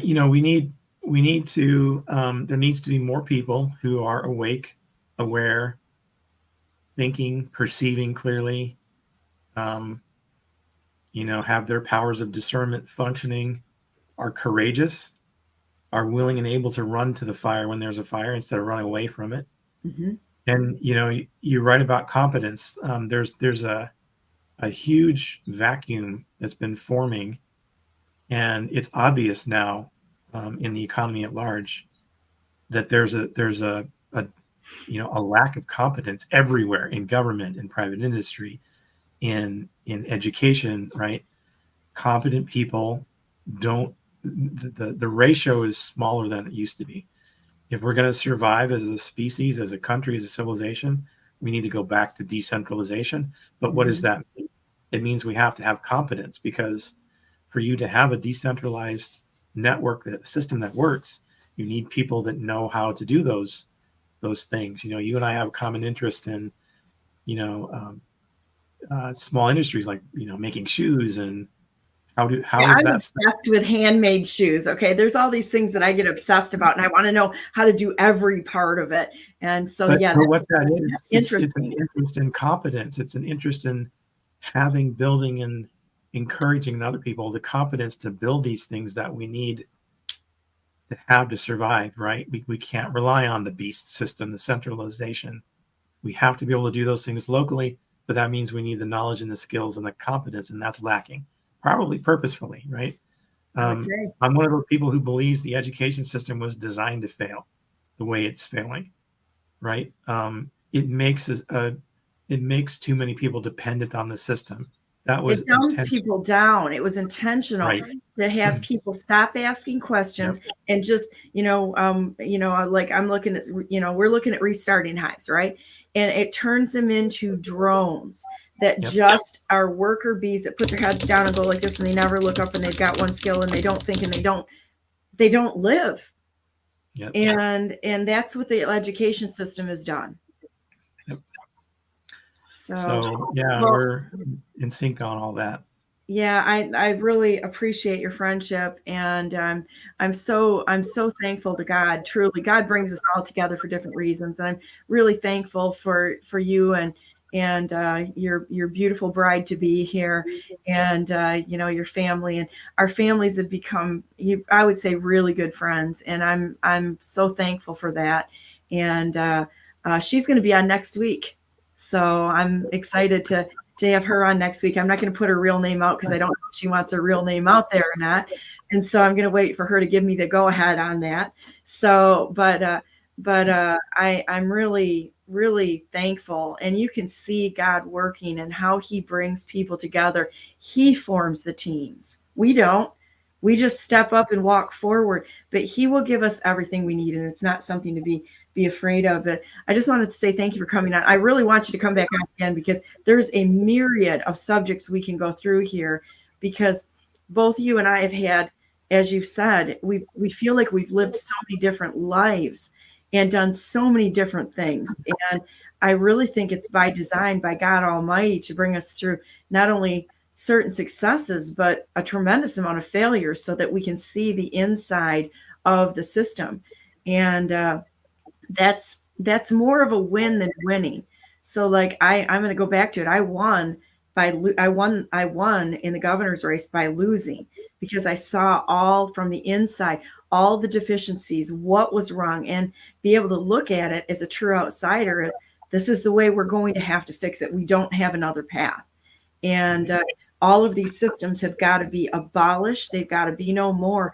And we need to start with a clean slate in order to decentralize, in order to put the nation back together. And it's the pill of change that everybody's afraid of is exactly the pill that's going to change, is going to save us at this point in time. We have to be able to move ourselves out of this beast system and go in a new way. Just like when God led people out of Egypt, he took them out, threw them in the desert.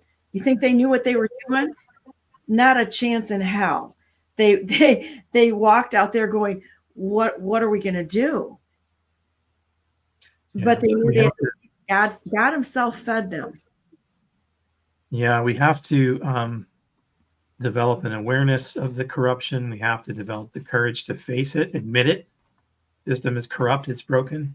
Too many people, if you ask them on the street, do you think, corruption is a problem in our world? They'll stare at you blankly. They don't know. They care not to think about it.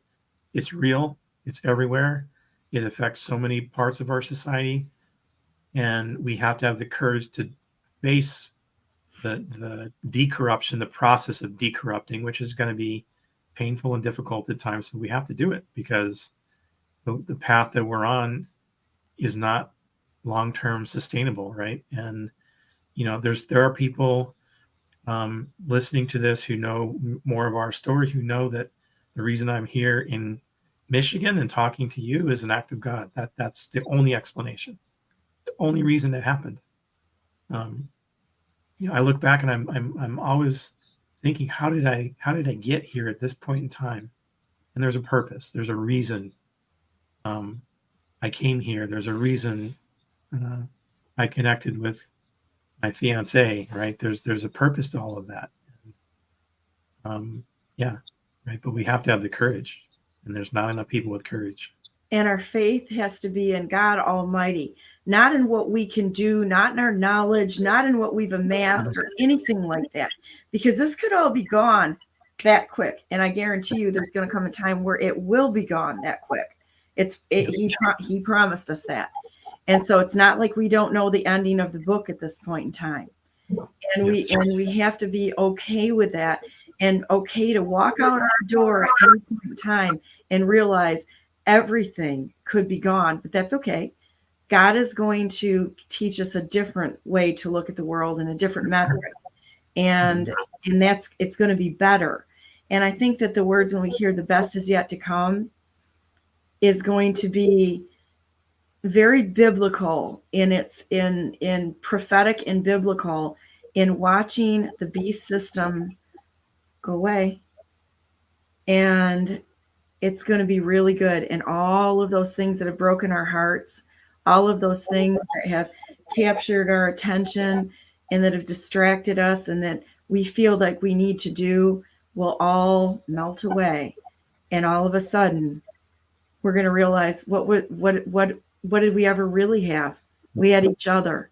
And so focus on the people around you, because that's the strength. That's the family. And like God said, when you do something for the least of these, you're doing it for me. And the material world doesn't matter at all. It's irrelevant. And so, well, this is great. Well, I know you have to go today, but I would like, I'll sit here and talk with you all day. It's like that's always fun and such. But I want you to come back on again soon, and maybe we can do this even on a regular basis to a certain degree. I know your time is very precious, and I understand why. And so your time is real precious. But I would love to have you on, again, or whenever you have the time. That would be great. But thank you so much for coming on today, Eric. Really, thanks for having me, and thanks for being my first interview.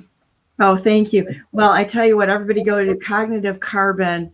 Here, I'm going to give you his page here, and check him out, and realize that there are some really good people behind the scenes that are not just sitting here. Let's see, that's not the one. That are not just sitting here twiddling their thumbs, but are actually doing something.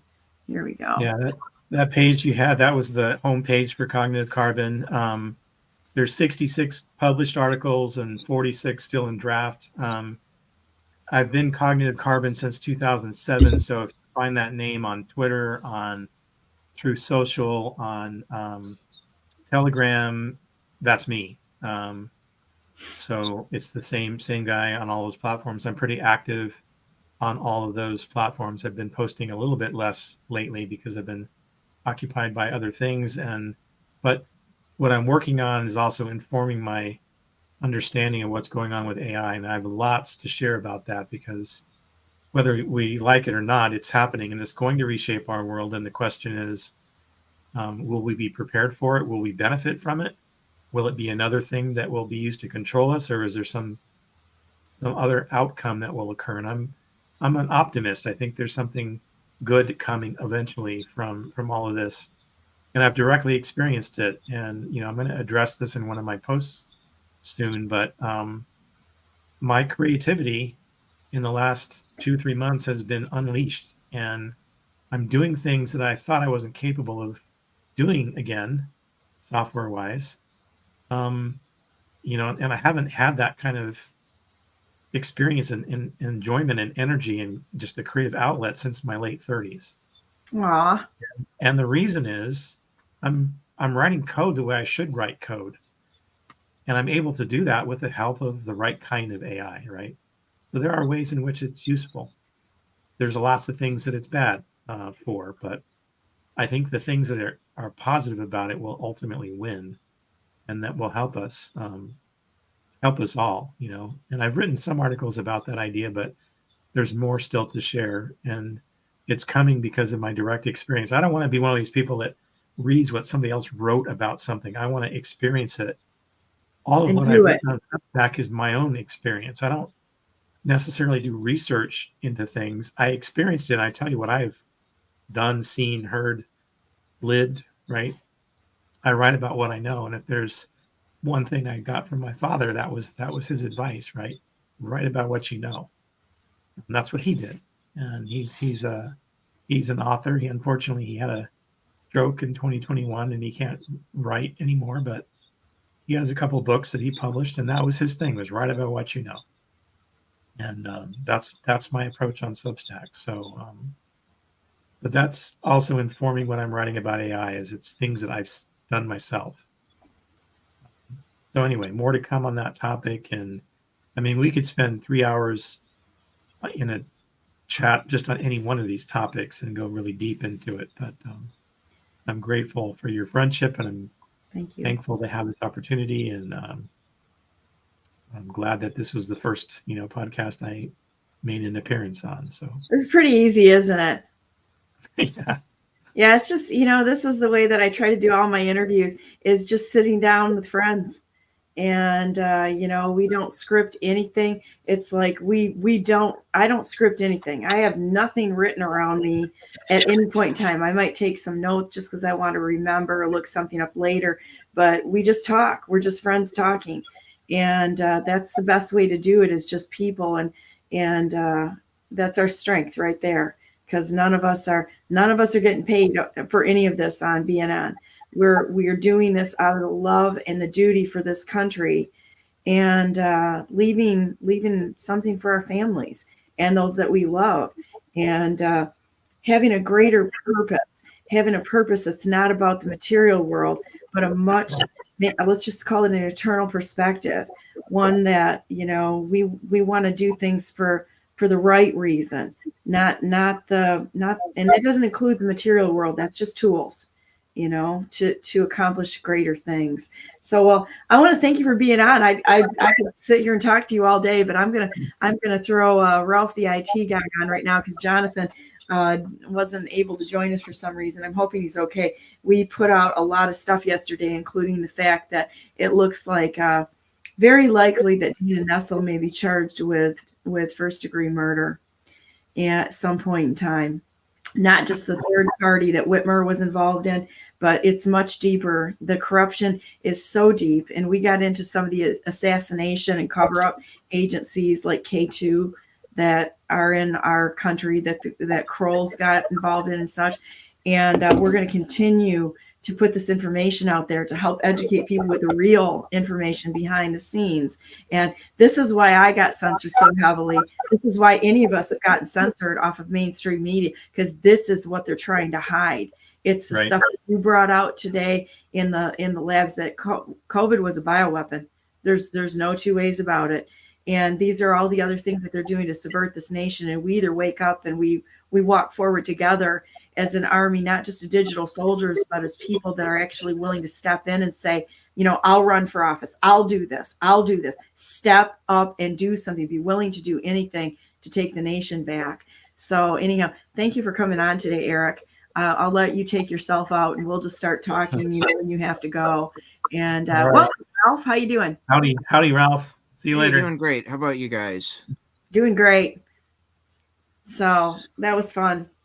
I love Eric. He's and his family. They are truly just wonderful, wonderful people. Their kids are wonderful, and so we have a great time together. So what's happening in Ralph world? Eric is an incredibly smart guy. Yes, he is. Mm-hmm. Kind of like the guy sitting right there behind Ralph, the IT guy. Not sure about that. Yeah, I do. But, yeah, he's got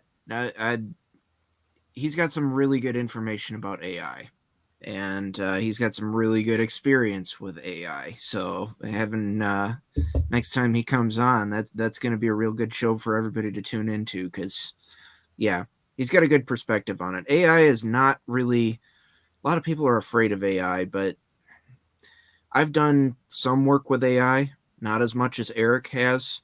I've written AI programs. I've trained my own AI models, and I've used other people's AI models. And, at the core of it, it's statistics. There's nothing actually intelligent about an AI model. It's a statistical model based on what it has been trained on, basically the data set that it has been optimized to spit out answers to match. And yeah, that as a result of that, I'm not afraid of AI. AI is one of those things that it can be used for great good. It can be used for great evil. It is just a tool, and it's just statistics basically at its core. But Eric has got a lot of really good information about that. Well, a lot of people see it as like this mythical unicorn out there that's ready to stab you with its horn. And I got the privilege of meeting a couple of pretty high level AI guys who, it was kind of funny how we met. We met down in Florida and at a conference, and got talking to them. And one guy, he came up and he took some pictures, like event pictures and such, and sent them to me later. And I started getting curious. I'm like, this guy knows too much just to be a photographer. And so I started delving into it, and he'd written a lot of articles on AI and embodied AI, which I think is fascinating. If you don't know what embodied AI is, I think I can do a show on it, and it would be really, because it's like all of us here are serious nerds. We're nerds. That's all there is to it. We like looking at all into crazy stuff and doing things in crazy ways, and wanting to know the core of how things work, how things are connected. We are cynical on everything we see, and honestly want to know the truth because there's so much deception. But I want to show you something. So I told everybody today that I moved into my new studio. This is in fact a backdrop that Ralphie there helped me get printed and such. I've got a very large vinyl printer and such. And so we took a picture of my kitchen table and printed it so that the backdrop was the same. So today I'm trying to get the lighting worked out because I felt like my lighting looked terrible. So I'm gonna dink with my lighting here a minute while we're on and see if I can warm this thing up a minute. I didn't want to do it well. Let's see. Oh, because I feel like I look like a ghost. So let's see what you think. If you can see it, Ralph, on the other side. Oh, I can see the different colors changing. Yeah. Yeah. Let's see. Here's white. And I'm going to go, let's see if we can make it brighter. See if we can go up, down. I think I got a problem because it's the light is regulating, and I need to block more out of a window here to my left. That's what's washing me out. So yeah, it's the window. I tried to block it off, but I was like, oh man, I got to block this thing off better. So that's going to be my thing tomorrow, to see if I can get my lighting figured out here so that I don't look like a cadaver on screen with bad lighting. Yeah, as I recall, you're not too far from where you were before, correct? No, like the next room over, honestly. But it's not in the middle of the house where I had the lighting there finally figured out. And this was actually behind me, actually. And so we printed it, and now it's just a backdrop. So I think it's pretty good. I think it looks great. So yeah, some continuity there, and I thought the background was kind of warm and homey, just coming from real news for real people by real people at the kitchen table, right? And I think this is what we need to do, is we need to get back to those things that it's okay not to get on a screen and say, hi, this is Donna Brandenburg coming to you with the latest, greatest news from this site right here. And have you ever watched somebody do voice impressions where they go through the voice actors who they go through all of these things that they want to put out there online? Hi, this is somebody who's trying to be a calming voice, or those are fun to watch. I actually did voices at one point in time, and I did some voiceovers, and you have to. I'm when you hear me here, I'm not doing it. It's just how I talk, normal conversational speech. But any of us can change our voices if we work at it a little bit or train for it, to do different personas just through our voice. Did you know that when you talk on the phone anymore, it is generally not actually the other person's voice that you're hearing? The Oh yeah, the way that it's compressed, and this is the way that it's been basically since cell phones went digital. Back in the analog days, it was still you were hearing the other person's voice, but when they went digital, the way that it actually works is it breaks up the audio signal on the microphone end. It breaks up the audio signal into a base frequency, and then the kind of the resonances that are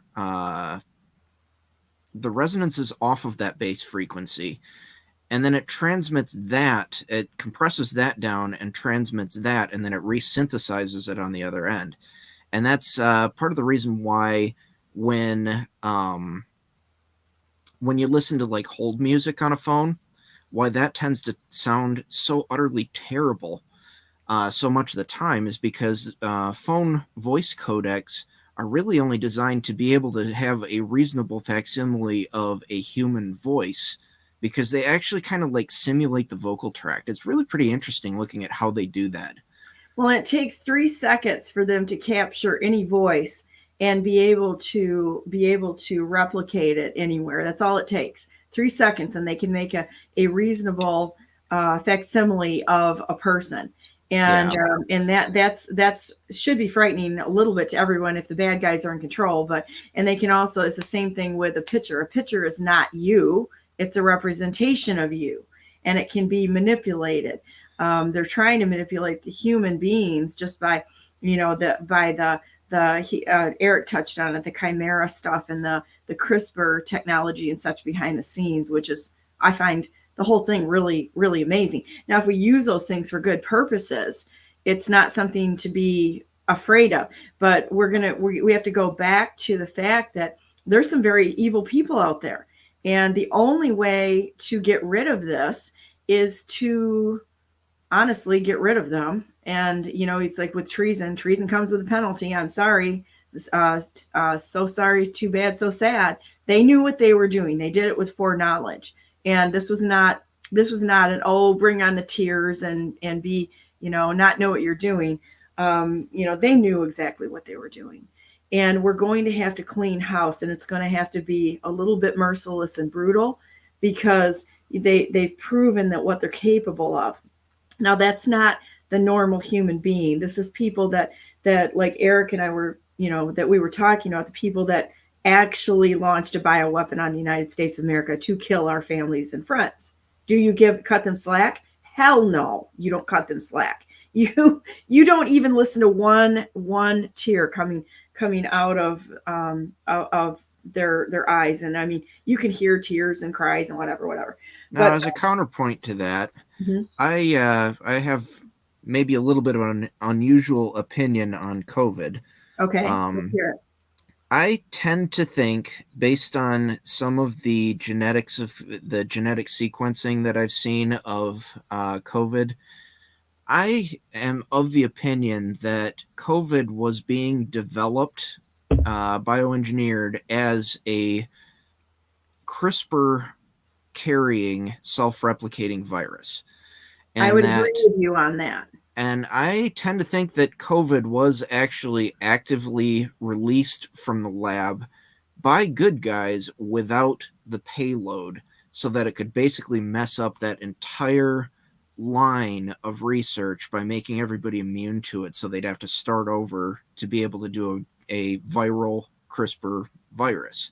Well, we've talked about this before, and I would have to agree with your theory on this, that it was hijacked, because it could have been much worse. But what we showed is their ability and their intention that they had of releasing this bioweapon. So if they released a dumbed down version of it, which I think the good guys released basically a neutered version of it that didn't contain that payload. But the fact that that was being developed and researched, right? The fact that line was being developed and researched is where the problem lies. Yeah, I would agree with you on that too. Is that seems like the best possible fit? It's a bad outcome, but a better outcome. It was a bad outcome. They killed a lot of people. I'm not saying that they didn't kill it, but I got Oh, a yeah. feeling that there was an interference there that like you said, neutered it a little bit. And that takes us back to what happened in Iran with the nuclear program there. This is really interesting. Okay, this is where we get into really nerd stuff that most people are like, oh, just shut up, Donna. Go and let's talk about puppies and kitties or something like this. But we're going to go there because I know that the people that are listening to this are good guys and bad guys. Screw you, bad guys. I'm going to give you the unicorn right now. This is to all the bad guys out there. There you go. Where you get the unicorn award for today. We're going to talk about this stuff. And to the good guys out there that are the nerds behind the scenes that are really doing the good stuff, there was a group of people, and I'm going to let you explain this because I'm honestly ready to stop talking and let somebody else talk for a while. I really would like to get into this because there was a group of programmers that set back Iran's nuclear program decades. Yeah. And the way they did it, I know that you would like to shake their hand. I would like to shake their hand. I'm going to give you a virtual shake right here. Good job. I wish I knew exactly who they were. I have some ideas of who was maybe connected to this, and I'm not going to mention their names. Yeah, those guys are heroes of mine. As they're heroes. That was just an amazing display of technical wizardry, really. And like you said, I would love to shake those guys' hands, but it would be the absolute greatest honor for them if I never and nobody else ever found out who they were. And if I was on that team, I would take great pride in knowing that nobody knew who I was. But it was incredible what they did. So Iran had a whole bank of centrifuges where they were enriching uranium. And the process of doing that by centrifuge takes a very long time. It's very, very precise. You have to spin these centrifuges at a very, very precise rate. And the way that they did this was just utterly brilliant. So, and it did rely on a whole bunch of things, launching it, sitting there and praying to God like this, that certain events would happen. Yes, that it was about, I think it was about a 4 or 5 stage process, if I remember right, that all required taking advantages of different security vulnerabilities in different pieces of equipment to jump from one system to another. And praying to God it would go that way. And they had to do it blind because I think it was only the first 2 stages of it that were even remotely connected to the internet. After that, it all had to be done across an air gap. And so they had to launch this and try and get it across the air gap to the control systems for these centrifuges and then not get caught. And they didn't get caught for years. They screwed up the Iranian nuclear program for years and didn't get caught until finally they did. But even then, it took a while to figure out what was going on. And what they did is they took the centrifuges and they kind of like randomly spun them up faster and slower than they were supposed to go. And they did it in a way that it averaged out at the end to be the same speed that they were set at. So that if anybody was doing an analysis of it, over the long term, it looked perfect.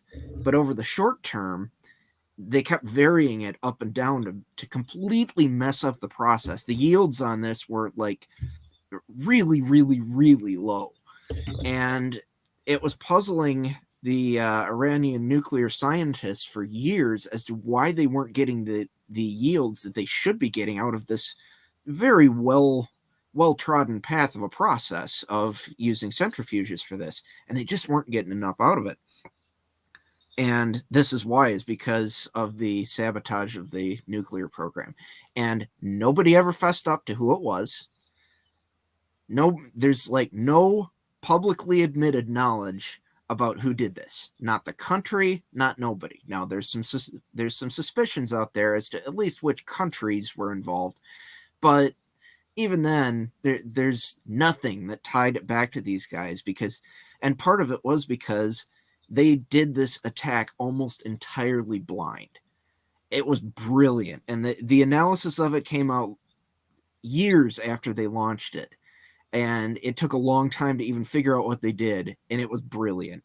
It's so funny to see, like, there's spooks everywhere. I affectionately call them all spooks, but there are people that work without ever being acknowledged on what they're doing out there, and those are the true heroes of this nation. They just keep going forward. They never step out of the shadows. They don't want the recognition. They're doing it for the right reason. So for all of you that are discouraged out there, realize there's a lot of good people out there, and you think they're going to actually let things happen to us. A lot of what we're seeing, I believe, is it's a show, and it's helpful in accomplishing certain goals. Like the Q post. I listen to people every day. I don't like the Q things, and I'm disenfranchised. I'm like, have you ever read them? And their answers are, well, no, I follow this person and that person. I said, well, that's your first problem right there. That's like saying you're a Christian and never cracking the Bible, but listen to every crackpot commentator out there that are putting themselves into it. The Q posts, and Eric said he knew exactly what it was there for, was honestly to activate people into asking their own, or into asking questions. The Q gave people not information, not an end game, but something to think about that interrupted the thought process of accepting things for what they are. And it's like, well, yeah, that doesn't make sense, does it, when they bring it in front of you? And I think that got to the Gen Xers, it got to younger people, it got to people who were curious nerds that needed something for their minds to chew on, because this mind-numbing bullshit that comes out of mainstream media that none of us believe, but it really started the process of getting more and more people to reject the lies that were going on and find out for themselves, instead of just being spoon-fed like a bunch of baby birds the poison that was being put out there by the global crime syndicate. And I think President Trump said it in his inaugural speech, which was phenomenal. It was incredible. He said, we're giving this country back to we the people, right? Well, how do you do that with a group of people who don't even know the first thing about governing themselves, or what's led up to this, or the deficiencies and the failings that led up to this, so that they don't repeat it again, and activate people who are used to sitting there going, well, I hate this politician and I hate that politician, and this person's a crook and that person's a fraud, and never do a thing. Sit there playing the blame game and, twiddling their fingers, but never getting in the game. And I think that's what Q was brilliant. There were many levels that Q was brilliant at, the Q operation, I will call it that way. And I'll be eternally grateful for every single person that participated in that, with a huge amount of love and respect. And I can say it right back at them: we love you. And I'll quote Q that was put out to a certain individual, perhaps myself, but we love you. It was amazing. It was amazing. It was incredible watching not only everyone wake up, including myself. I mean, everyone was totally enriched and taught through these prompts. They'll say, why is this? Why is this? Why is this? It was a Socratic method of teaching, to start asking questions, and then all of a sudden go, well, I got to know now. And then jumping out there and working around and going, yeah, why is this like this? This doesn't make any sense. And break the spell of the lies that have been cast over us for years. And it's amazing. I tend to think that's one of the best things right now that RFK is doing for everybody. I Is love that guy. Met him, love him, great. I think that's one of the most important things he's doing right now, though, is that the news media has been really trying to portray a lot of fairly common sense stuff, the mainstream media, as being, oh, this is a terrible opinion of the alt-right, and you listen to RFK and he's actually bringing this back to, he's bringing a lot of the common sense arguments back to people who would never have listened to it because they'd been brainwashed into thinking this was wrong think. And by him being seen as being more on the left, him bringing it up is giving some legitimacy to some of these points that are just, they affect us all. It's not one side versus the other. This is problems that are universal to all of us. And his perspective on that is bringing in a lot of people to the fight to join the fight really on the same side, but coming from a different place. He is the most sincere political speaker I have heard thus far. And if the truth be known, I'm an equal opportunity political hater. I don't like the right side or the left side because they're both working together. So I can listen to people with objectivity. I'm on oh, go team Republican or go team Democrat, because I'd like to see some motion in one direction or the other of somebody that actually gives a crap about the United States. And the only one thus far that I've seen is, I'm going to say right here, this guy right here, President Donald J. Trump, who should be on Mount Rushmore. There you go. He's the last one to add right there. The rightful president of the United States, who actually gave a crap about this nation and had policies that proved out his intention. And, it's like, I wouldn't have given him one, little tiny space of leeway had he not done what he did, but he proved himself out. He proved himself out that he was for America, America first, and giving this nation back to we the people, not just the politicians. Well, I listen to the right now, and they're like, oh, President or RFK Jr., he's for gun control. He's for this, that, and the other thing. I'm like, have you people actually listened to him? I was right next to him. I shook his hand. I was next to him. I sat there and listened to him speak and such, right? And I'm going to tell you what, he talked about the border were the most common sense of solutions that I've heard thus far of how to do it and what to do and how to address it. And he sat there and you could see he's like, we thought we were doing the right thing. We thought it was compassionate. We thought we were helping. And he said, we were wrong. He said, we've created one of the largest humanitarian crises the world has ever seen. And he's fought. He's an excellent attorney. He's fought for people. He fights for people's rights. Well, you know what? We can sit there and go, well, you know what? We're going to stay all in our little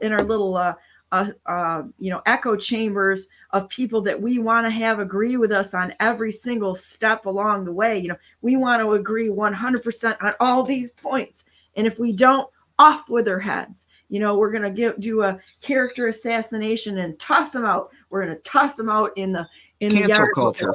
Cancel culture. And cancel culture is on the right and the left. It certainly is. You have to listen to what people are saying. Give them a chance, because somebody's history may not be representative of where they are right exactly now, because we're all learning. And I can guarantee you that if we looked into every single person listening to this broadcast right now, yeah, hang on a minute. Jonathan's going to come on in a minute. He's like 10 o'clock, right? And I said, yeah, EST. I've got an interview at 11:30, unless I can push it back just a little bit, but I don't think I can. So we'll bring him on when he comes on, but he'll come on for a minute, and we'll see if go ahead and join. and then we'll go there. But cancel culture on the right. Thanks for jumping on, Ralph. I appreciate that. Yeah, True no friends problem. jump on and help each other out when somebody misses their alarm or something, or gets. Well, if we got to move on to something that I figured I'd bring up as long as I'm on here too, that was kind of an offshoot from when we were talking earlier this week about EMP protection. Yeah. Is one of the people in the comments had mentioned an EMP proof bag. And I was talking about how not all of those are 100% legit. There's ways of testing that, like with a nano VNA, that kind of thing. A ham radio person would be able to help with that. But another thing that I thought I'd bring up as a real easy test of whether something is doing anything for EMP protection at all.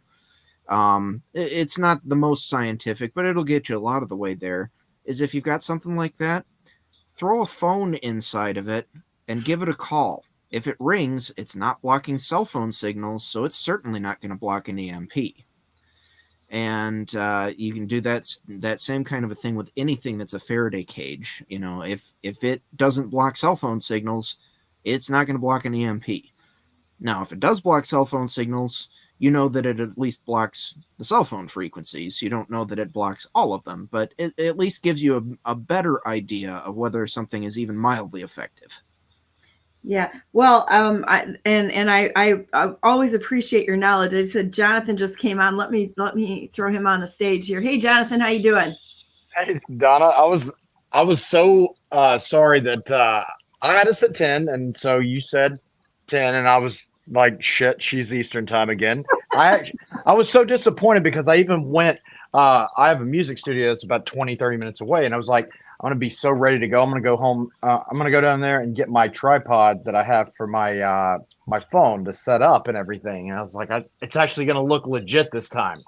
That's and, okay. You know what? It's like, I like your shirt. I've got there you Pepe. go. Yeah, Pepe. He's my man, Pepe, my frog. So awesome. And I appreciate you coming on here today. You guys rock. I mean, I'm so privileged to be in the midst of so many most excellent nerds out there, and Anons, and I appreciate everything. Everybody right here today is an Anon, so really appreciate everybody and the information that's coming forward. So that's cool. Ralph, you want to finish that up? I wanted to bring Jonathan on and not leave him in the back. I have an interview at 11:30. that I have to go and jump on. So we've got a limited time today, but I'm going to tell you what, I'm looking at my schedule next week. I've got Mike Flynn Jr. coming on Monday after my normal people on Monday morning. Tuesday, I believe is full, as well as Wednesday. Thursday is Dr. David Clement, the professor's record. And Friday I have open. Would you like 2 hours on Friday next week? Jonathan. Oh, I thought you were talking to him. Yeah, that'll work. That'll work. I'm so sorry. So that's okay. Let's touch on it now, and then I'm going to schedule you for Friday of next week, because this stuff has to get out there, and I think people need to know what's going on. And I'm going to close out and get out of the way. So, well, you're amazing. So thanks for that. Thanks for the conversation, and we're going to go through some more nerd stuff that we track down, because I think the cyber area, like Eric does, is just really, really interesting. And people have no idea really how much work you've done behind the scenes, Ralph. And we'll get into it. We just get in here and talk because we know each other very well. And so let's come back on. You probably be on again this week sometime. So yeah, no problem. Whenever works. Anyway, have a great day, and we'll talk to you later. Thank you, Ralph. So we're back here. And so somebody said, oh my gosh, Clements is a city with everyone. And you know what? I talk to everyone, and I try to give everybody a way to talk and realize there's good guys that are playing bad guys in the scene that's going on right now. We've got spooks everywhere. Oh, for sure. Sometimes we have to be able to listen to people who everyone is demonized and sit back and not make an opinion and go, let's see what they have to say. And I'm not going to cancel out anybody. And I would love to have what is it, Rodriguez on, and that would be really amazing, because I know you follow a couple of these people, and I think they're fabulous. So we're going to have them on. We're going to have everybody to talk to everybody. I know David actually very well. He stayed with us when he was in Grand Rapids, and his wife, and they're wonderful.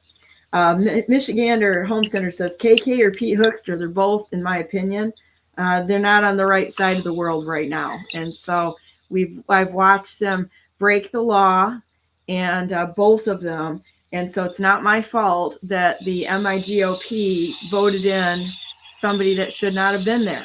You voted in somebody who committed treason. Not my fault. It's just that I'm willing to hold people accountable instead of being part of these ridiculous political party clubs. I won't do it. If I had to walk away from all of the clubs, I would do it on principle. So anyhow, going back, let's start off where we left off a little bit, and I've got about 15 minutes, and then we're going to have to close her down so I can move on. Perfect. So, remind me, we finished up with the part about the Dominion email and K2 and Hamilton Place strategies and Serbia and John Palos, and I'm trying to remember if so. Maybe you can answer this. We went through a lot of stuff, and the connections that you're fabulous in making these connections and putting them together. I mean, you really are incredibly talented at it.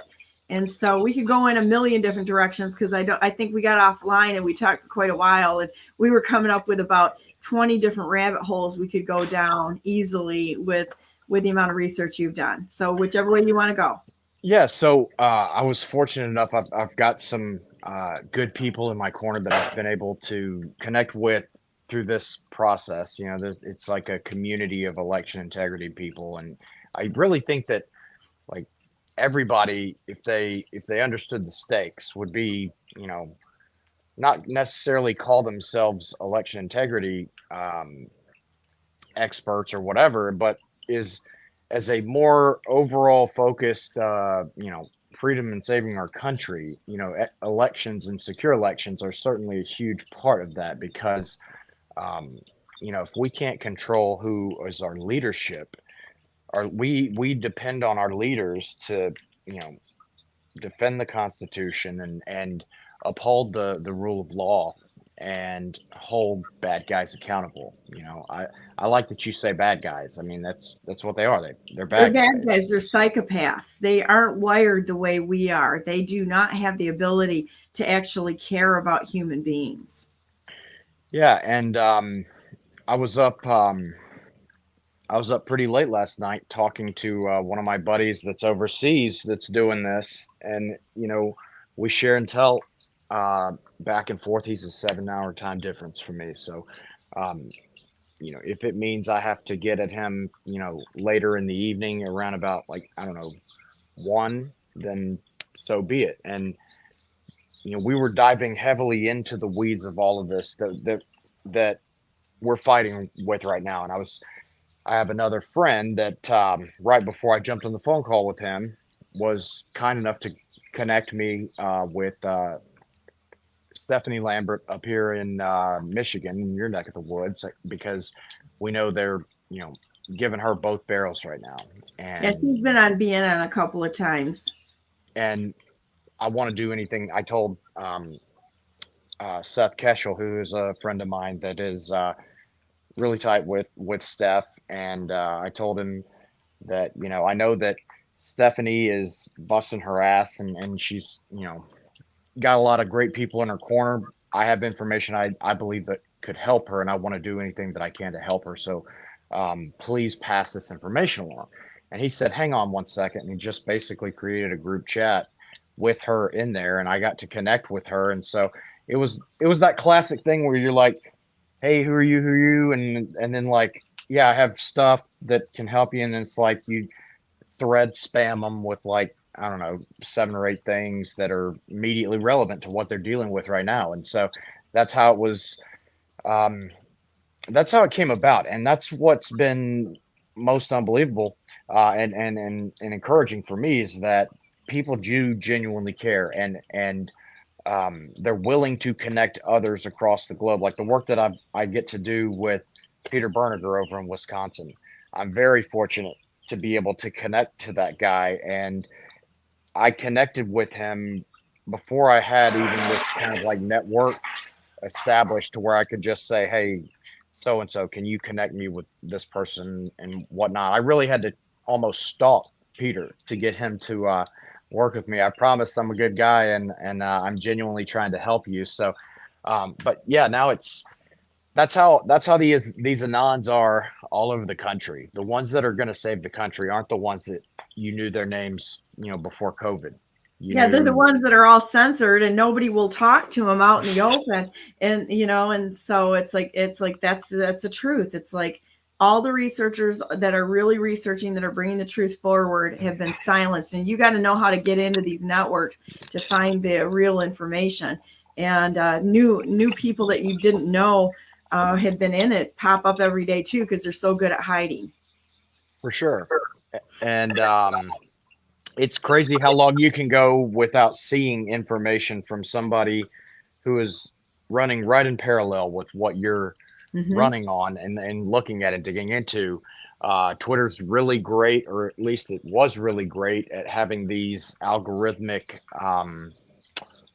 I guess, sequester algorithms where it's like two people who absolutely need to meet can be looking at exactly the same thing and never see each other's feed, even if they follow the same people or get the same information.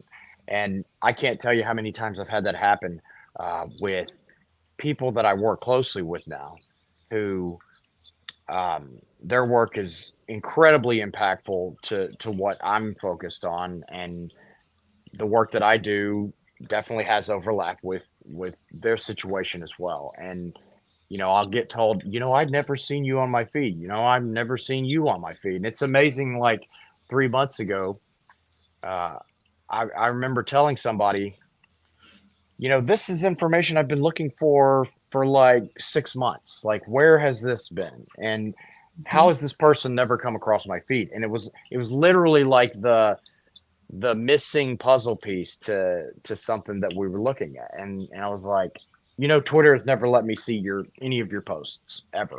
And they're like, I'm not surprised. And you'll have these situations too, where you're talking about the same things and somebody makes reference to work that is similar to yours, and they don't even know you exist. So they'll think you're stealing their work or something. And you're like, no. I promise. Like, we've been looking at this for, I had this happen to me with a friend of mine, Dizzy Rez, her name is Destiny. She's fantastic. She's on Twitter. When I had my birthday party on Twitter, because I'm a dork, in January, we did this like birthday space. It was into January, so it was just the last few days before I got thrown off Twitter. So I had all my anon friends and researchers from around the country, the ones that could make it, come and just hang out and just make each other laugh for a little while. And she's certainly one of those. And I hope that if she's watching this, I hope that she connects with you and knows that I haven't just abandoned her. I've been thrown off Twitter, Desi. So if you're not aware of that, now you know. Well, give her my phone number if you connect with her. I will. We'll talk and give her space to speak. You need to connect with her. She's fantastic. But I did want to give you a little morsel that you and your viewers can take away, and it's really a shout out to people that if you're not following them already, they've been incredibly impactful. You need to follow them, seek them out, and if it's I won't remember all of their usernames or contact info offhand, but if it's something that we can get to offline, then I'm happy to do that. But I work closely with Ash and Ashley up over in Colorado, who's right there dealing with a lot of the same stuff that Tina Peters is dealing with. So shout out to her and Sean and Holly. They're going through the lawfare bullcrap right now. Shout out to Kevin Moncla in Georgia and Heather and Greg and Catherine and my friend Lori for doing everything that they're doing over there. They're fantastic. Melissa and Marissa in Texas are fantastic. Marissa Hanson, and I actually don't know the last name of Melissa, and I should because I've worked closely with her. I've just always known her as her first name or her Twitter handle, but her Twitter handle is Tex Saving at TX Saving. That's where you can find her. She has a fantastic wealth of knowledge. My buddy in Virginia, Project Virginia, has been a huge election integrity expert as far as the Eric investigation, the voter registration deal. And he's been paramount in helping us get information that's necessary to Attorney General Jason Miyares up there in Virginia. So if you're not following him, please give him a follow as well. And then Chris Hunter, obviously in California. He's for a long time been one of my right hand, like most important forensics dude that I work with. Dude should be making millions of dollars in the private defense sector, but he's putting his talents thankfully towards helping us save the country. And obviously shout outs to Shelby and Brian and Kurt and Clay Parikh and so many. There's so many people that have been working on this. It's just incredible. You could work for weeks and never hit all the names, but someday we'll put them all together. Yeah. And, Steffi Beltnick and Stephanie Lambert in Michigan, Peter and Chris over in Wisconsin. Stephanie's going to be on Wednesday. I'm supposed to jump on a call with her sometime this morning. So I'm going to give her a shout. She might have already called me and I missed it because I'd planned my day around like being here with you at 10 o'clock Central. My bad. But yeah, just there's a bunch of people. Oh, Thad over in Kansas. He is fighting his ass off for us. He's somebody I met in Missouri that doesn't get the recognition that he deserves, but he is an absolute fighter. Trevor over in Utah. Gosh, there's so many. Well, I think another thing I want to talk about just a little bit just to hit on is that we ended with the fact that it's likely that Dana Nessel is going to be charged with first-degree murder. I don't know if it's going to be first degree. I don't know if it'll be first degree, but I do think that she will be an accessory. Again, in my opinion. She's an accessory to murder. At worst. Or at best, I should say. So with that said, yeah, I have to jump off to do another interview here, but you know what? I'm so thankful that you're on today, and I'm thankful for all the work that you've done. You're incredible, and you're very gracious giving a shout out to all of these people around you, and that's just a really beautiful thing, and I really do appreciate that so much. Let's plan on next week, Friday at 9. Can you do 9 o'clock Eastern time? So if you need me to do 9 o'clock Eastern, okay, that's going to be 8 o'clock my time. We'll do it that way because you've got enough information that, I normally do long interviews because I want to make sure I give people enough time to actually talk. And it's funny when we start talking, this is human beings, is that when we start talking, we remember little unrelated bits of information that kind of pull together to make a really great story and complete picture of what's going on. Not like a not like a fantasy story, but to tell the story of what's actually going on. That's why I do long interviews. And I would love to give you about 2 hours to talk, or just as long as you want to talk, so that you can connect all of these things, because you've got so much information and connections going on there. I wish I had more time today, because yeah, there's another interview after me, so I do need to jump off and do that. But I really appreciate you coming on today, and all the work you've done, and all the people around you, and the people that are behind the scenes everywhere. You people are extraordinary, and I'm proud. I'm so humbled and proud to be able to stand with each and every one of you out there. You're amazing. And then let's come back at this next week, Friday. Does that sound like a plan? Sounds like a plan, Donna. Thank you so much, and sorry for my tardiness again. Oh, that's okay. You know, this is the way, like, this is what happens on BNN. It's live broadcast. And sometimes life gets in the way. Sometimes we get we get things not quite right, but you know what it is? It's authentic. That's the one thing I'm proud of BNN, is that nothing's scripted, and it's all authentic. And it's all of us that are behind the scenes just working, who've been shunned by like everybody, and such, who have refused to lay down and refused to stop. I'm just very thankful that you're here. I really am. And it's okay, because this is authentically how we live. This is how we communicate. This is how we hang out with friends. And it's okay. Friends love each other no matter what.